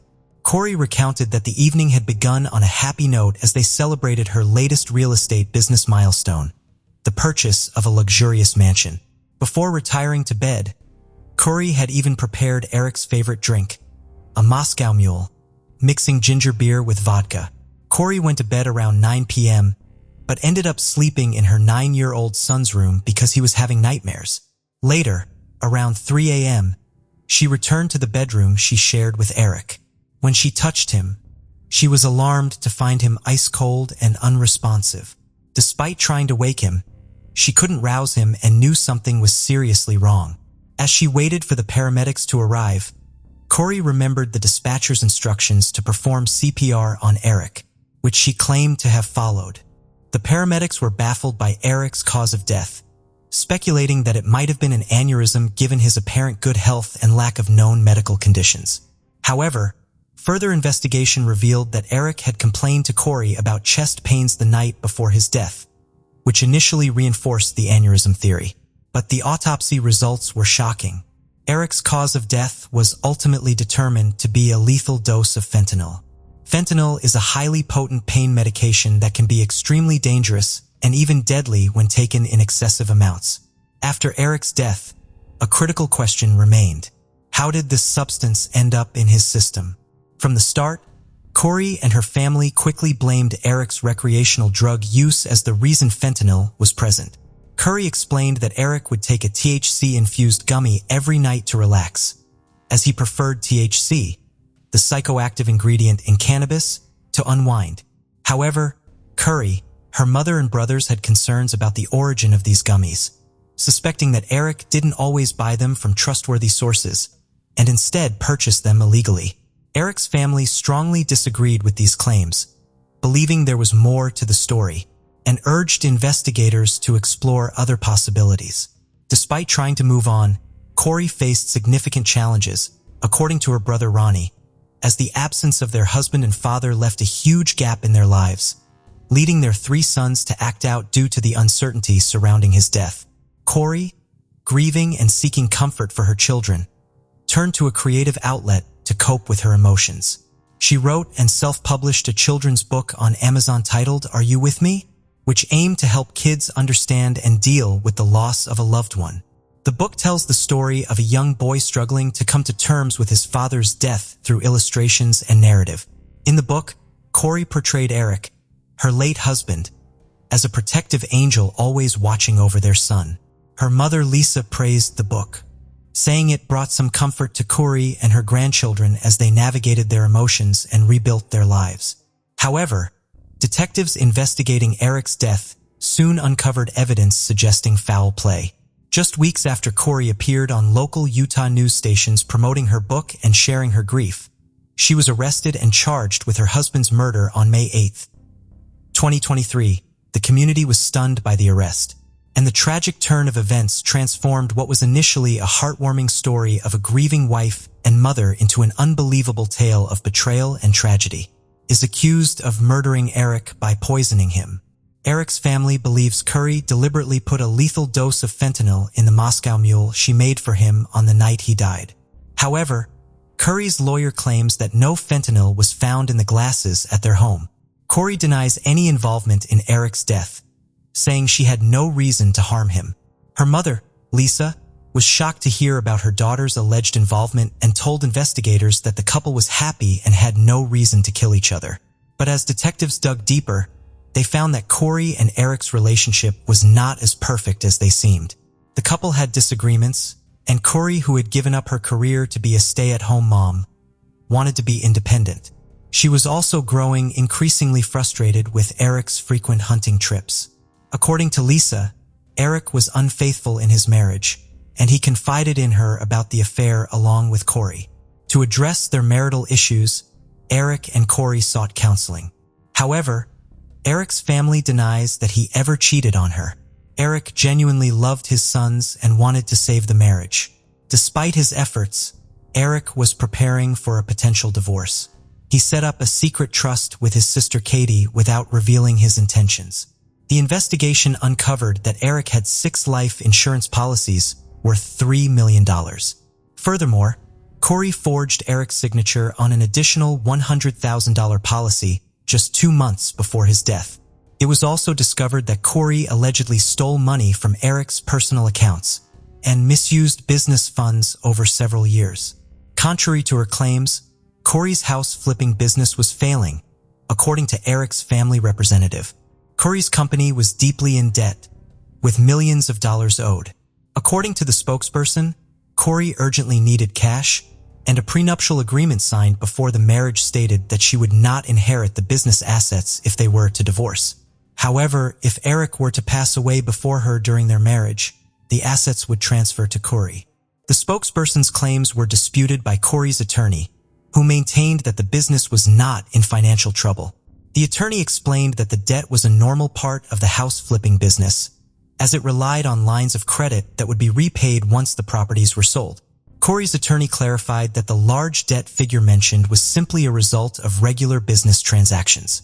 Corey's mother, Lisa, recalled that Eric had been supportive of Corey's business ventures, particularly when they bought the mansion where they were celebrating on the night of his death. In Heba Valley, Utah, a 10-acre estate with a mansion sat vacant since its construction in 2017, despite being close to popular ski resorts and Deer Creek Reservoir. This prime location offered endless opportunities for outdoor recreation. Corey, with the help of investors, bought the mansion with plans to renovate and transform it into a recreational hub.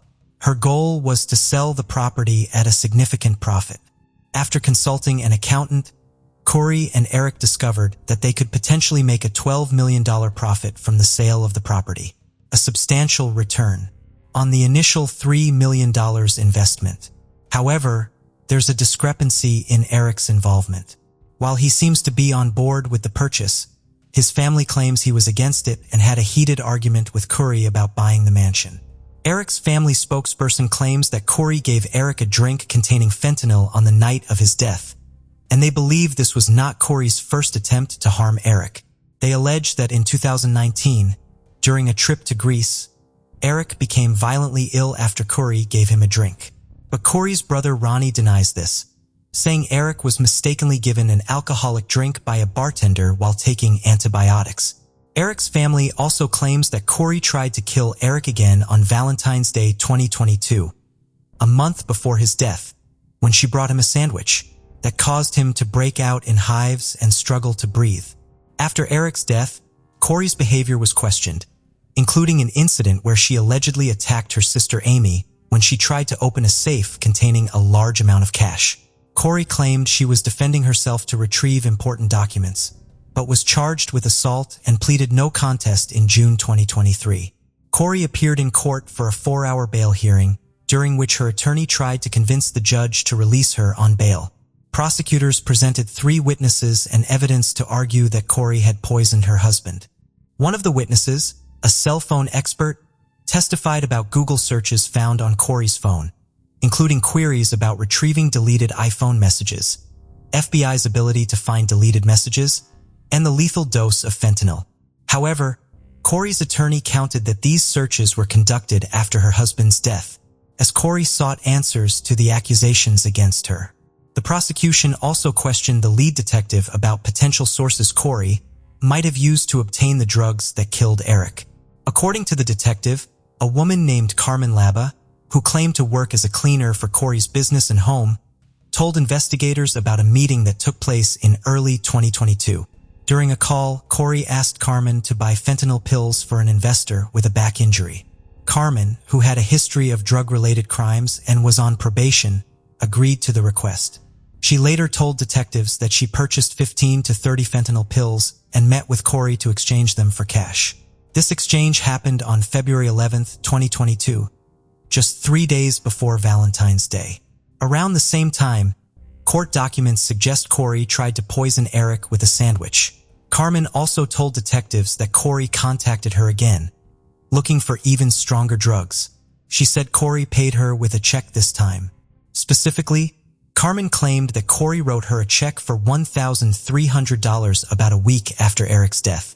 However, Corey's attorney questioned whether the check could have been payment for cleaning services instead, and the detective acknowledged that this was possible.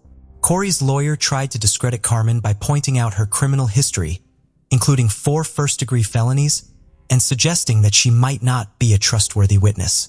The lawyer claimed that Carmen may have been coerced into saying she sold drugs to avoid a long prison sentence, as the detective allegedly told her she would face serious consequences if she didn't cooperate. The lawyer also asked if there was any physical evidence to prove Carmen had bought drugs. The detective admitted that they found no text messages showing Corey asking Carmen for drugs, and no witnesses came forward to confirm they had seen the exchange. At the bail hearing, Eric's sister spoke to the judge, expressing her family's distress over Eric's death and their fear that if Corey was released on bail, he would cause them further pain. Eric's sister asked the judge to keep Corey in custody, and the judge accepted her request. Meanwhile, Corey's family was upset because Corey was not allowed to leave jail before her trial and would have to stay there. They believed that Corey's time in jail was affecting her mental and physical health. In 2023, something serious happened to Corey while she was taking medicine given to her by the jail officials. She had a seizure and was quickly taken to the hospital from the jail. While Corey was in jail, she claimed that the officials gave her the wrong medication, which caused her to experience adverse effects. Fortunately, she recovered after being treated at a hospital. During her hospital stay, jail officials found a handwritten, unsent letter in her cell. They filed it into court records, claiming it was a note from Corey to her mother. Prosecutors argued that this letter provided additional evidence of Carey's intentions and motivations. In November 2023, they requested a no-contact order to restrict Carey's access to her mother and brothers. Mainly due to the letter, prosecutors claimed that the letter was evidence of witness tampering. According to prosecutors, the letter instructed Carey's mother on how her brother Ronnie should testify in court. Specifically, Carey allegedly wanted Ronnie to claim that Eric had admitted to obtaining pain pills containing fentanyl from Mexico during his trip abroad. The letter also instructed Ronnie to obtain text messages from Eric discussing his drug use. Curie stressed the need to link Eric's Mexico activities to his alleged drug involvement. Despite this, she vehemently denied accusations that a letter was an attempt to tamper with witnesses, claiming it was a work of fiction she wrote as a fantasy story. The judge ruled in her favor, as the prosecution failed to prove witness tampering. Currently, Eric's family are fighting for custody of their 3 sons, who are living with one of Eric's relatives. Although Corey is in jail, she still gets to see her sons through twice-weekly video calls. While her family has not been allowed private visits with the children, regularly attend their sports events and practices, which are open to the public. If convicted of poisoning her husband Eric with fentanyl, faces a sentence of 25 years to life. Multiple civil lawsuits have been filed against Corey, all related to Eric's estate. A central issue in these cases is the custody of Eric's children. Eric's family thinks that Corey's family is motivated by a desire to control Eric's assets, as whoever gets custody of the children will also gain control of his money.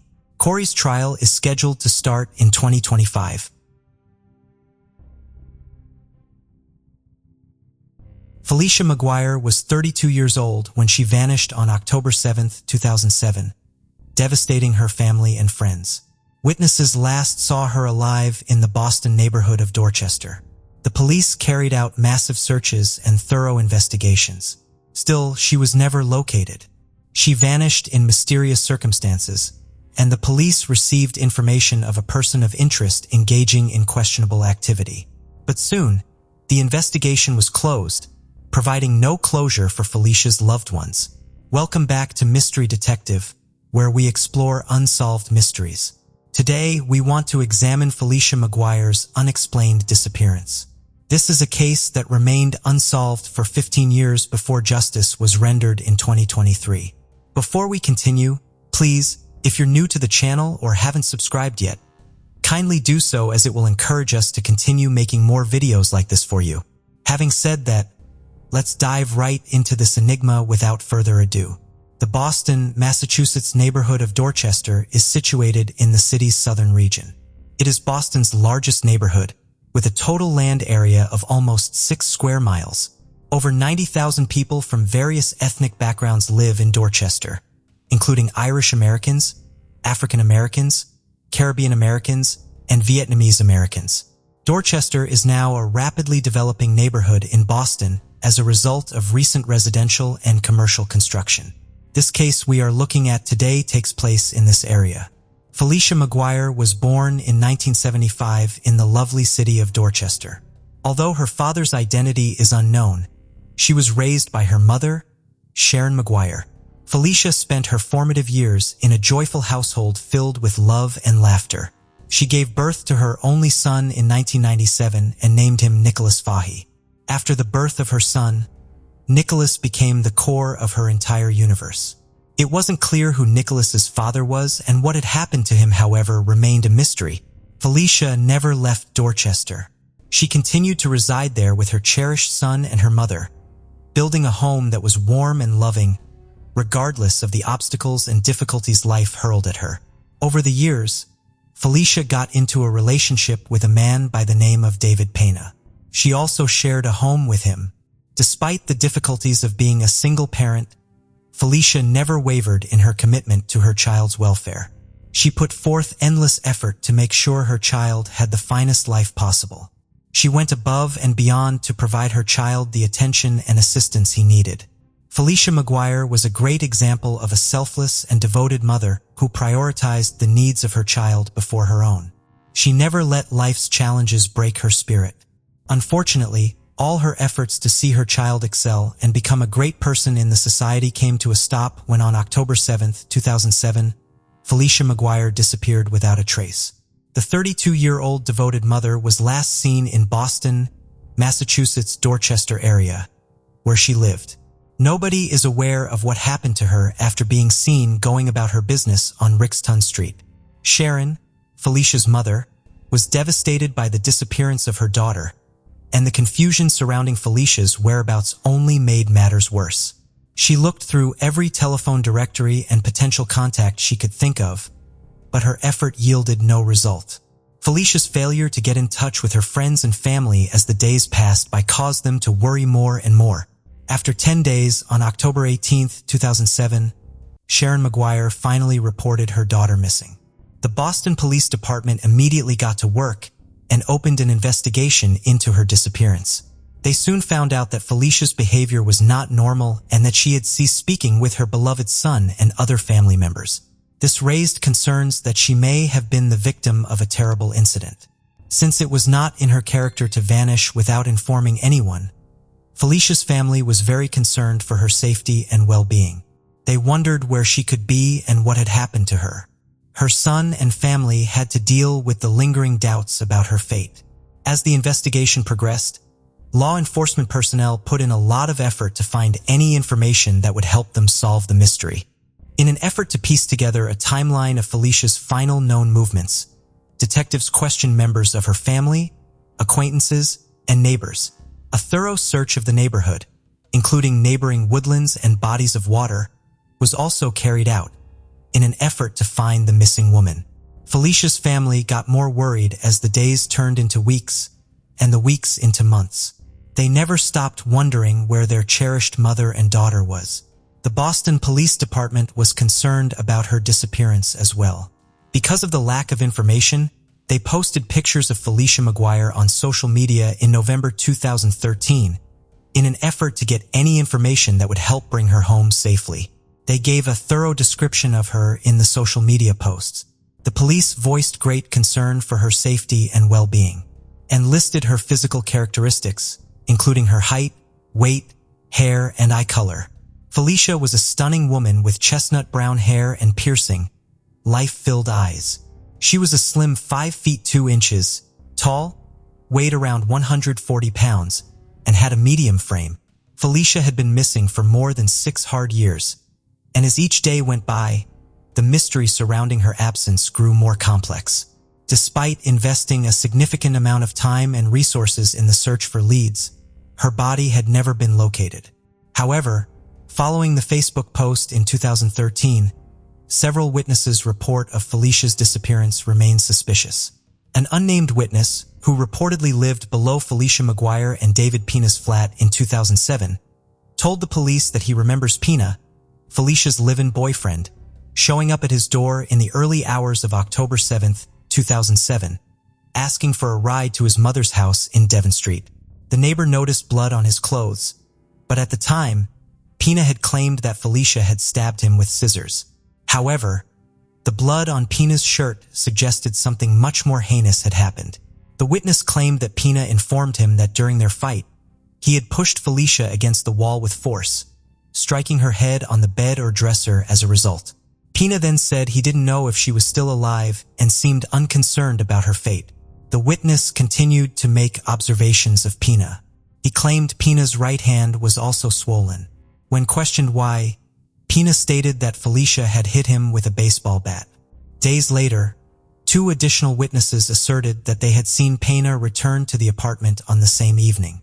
According to them, around 3 or 4 in the morning that day, Pina returned home with another man and went upstairs. After some time had passed, they returned, dragging a blanket that may have contained Felicia McGuire's body down the stairs. The 2 witnesses attempted to assist but were turned away and told to mind their own business.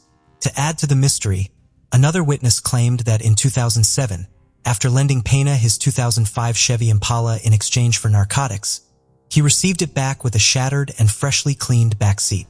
As the investigation went on, these troubling details led the police to suspect David Pina and raise doubts about what actually happened to Felicia McGuire. Without delay, investigators questioned David Pina about the case. They also discovered that he had a violent past with Felicia. Pina told investigators he was Felicia McGuire's live-in boyfriend at the time of her disappearance, and their relationship was anything but easy. Since Pina had previously told the first witness who had called the police that he and Felicia had engaged in a violent altercation at their apartment, the police questioned him about it. He then admitted that Felicia attacked him with a pair of scissors, stabbing him in the shoulder. Pina reacted by leaving the apartment and seeking safety at his mother's house. But when he came back a few days later, he made an unexpected discovery. Felicia had left, and her belongings had been taken. After the interview, investigators were forced to release Pina because there was no evidence against him, and he made no incriminating statements. Following this, the investigation into Felicia's death was a torturous journey full of detours that eventually led to every possible dead end. Although every lead was pursued and every piece of evidence was examined, the case grew colder with each passing day. Felicia's family and friends were in excruciating pain and desperately wanted explanations for her disappearance. For years, rumors and conjecture have been circulating regarding the whereabouts of Felicia McGuire, the adored mother who disappeared in 2007 without a trace.